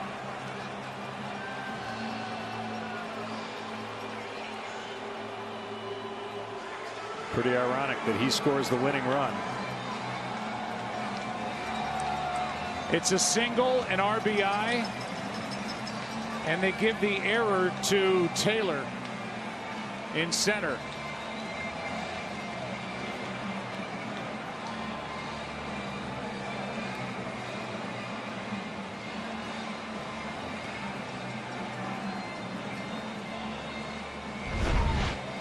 What an ending. What a game. And the Rays just keep on coming. Let's go down to Tom Bertucci. Thanks, Joe. Kevin, I will ask you the same question you just asked me. What just happened? Tom, I have no idea. That was truly incredible. Brett Phillips, his last at bat might have been 9 or 10 days ago. You know, put him on the roster for a defensive replacement, base runner type of guy. He knows his role. Comes up, biggest at bat of his life. Comes through. I just scored, and all I look back at Randy got sniped right there. I couldn't believe that ball got past Will Smith. Truly incredible. I got to watch a replay. I don't have many more words. This game was so much back and forth. When it came to your last at bat, what was the approach against Kenley Jansen even to have a chance? I just wanted to see a ball out over the plate. You know, he's been, he's known for his cutters, but last night he threw a lot of straight ones, 4-seamers, and just wanted to see a pitch out over the plate. Anything in, let it go, you know, just in case it cuts even more. So, started out the inning right there. Randy worked a huge walk, and then, like I said, Phillips did what he did. Absolutely incredible. But, we have no quit. We've been doing that all year. We've been the comeback kids this whole year. It's been a blast. The resiliency of this team, incredible. And, do it on the big stage makes it that much sweeter. Congratulations. Wow. I need water. Go get it. Back to you, Joe. All right. Thank you, Tom. This game is just hard to recap. And on that last swing, that ball in right center, in essence, the third guy to be in center tonight. Bellinger was initially in center field, couldn't play defense because of his bad back. A.J. Pollock was lifted, so Taylor was out there. He made that initial error. And then on the relay home, Arozarena fell. But as you said, and I think rightly so, Will Smith thinking he needs to make a swipe tag, and he just didn't secure the throw from Muncy.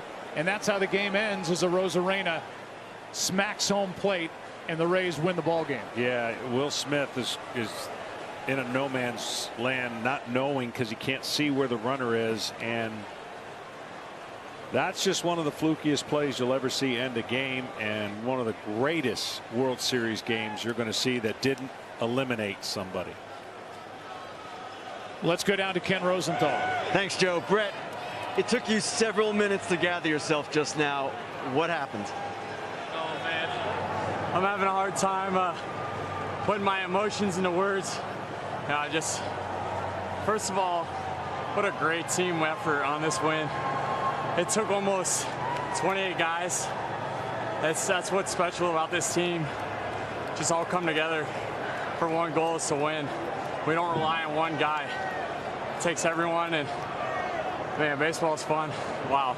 Did you see the game coming to you? Yeah, you know, an inning before, I saw we're running out of bench guys. Maybe use me to pinch run, steal bag. They're going for Troy. Next thing you know, I'm 5th in the lineup, coming into the tunnel. Hoover looks over at me, hey, you're coming up 5th? Let's go win this thing. I said, you already know. Let's go. Golly, what a special moment. I just want to thank God for the opportunity. Now, Kenley Jansen, Brett, you get down 2 strikes. What's going through your mind that at bat? I was just trying to slow things down. You know, obviously myself being a high energy player, and moments like that, sometimes it's tough to slow down, but God willing, I was able to get a good pitch there and help the team win just like everyone else did tonight. Finally, did you see all the craziness with Randy scoring? You know, honestly, it's hard to believe right now that things are going like that just happened. Once I saw Randy slip, I was like, oh shoot, at least we tied it up. And then he missed the ball. I don't know what happened, but then he scored. And next thing I know, I'm airplaning around the outfield, and I get dogpiled, and here I am talking to the boys. Brett, congratulations, man. Thank you, guys. Enjoy it. Appreciate y'all. Joe, back to you. Well, he was picked up from the Royals on a deal on August 27th of this year. Nobody paid any attention to that transaction. And now the game ends up in his lap. And October has a funny way of making heroes and stars out of the most unlikely players. And Brett Phillips, out of breath, still trying to capture what just happened. The key part for him is he delivered the hit, and then mayhem ensued after that. Yeah, absolutely. He was fighting with 2 strikes. He fought off a Jansen cutter, and the Rays fought off being in an elimination game tomorrow. They are in the thick of a World Series now. The series is tied 2 games apiece, and we're still trying to catch our breath. Man, so many twists and turns on a Saturday in Arlington, Texas in Game 4. This series is tied. Kevin, all yours.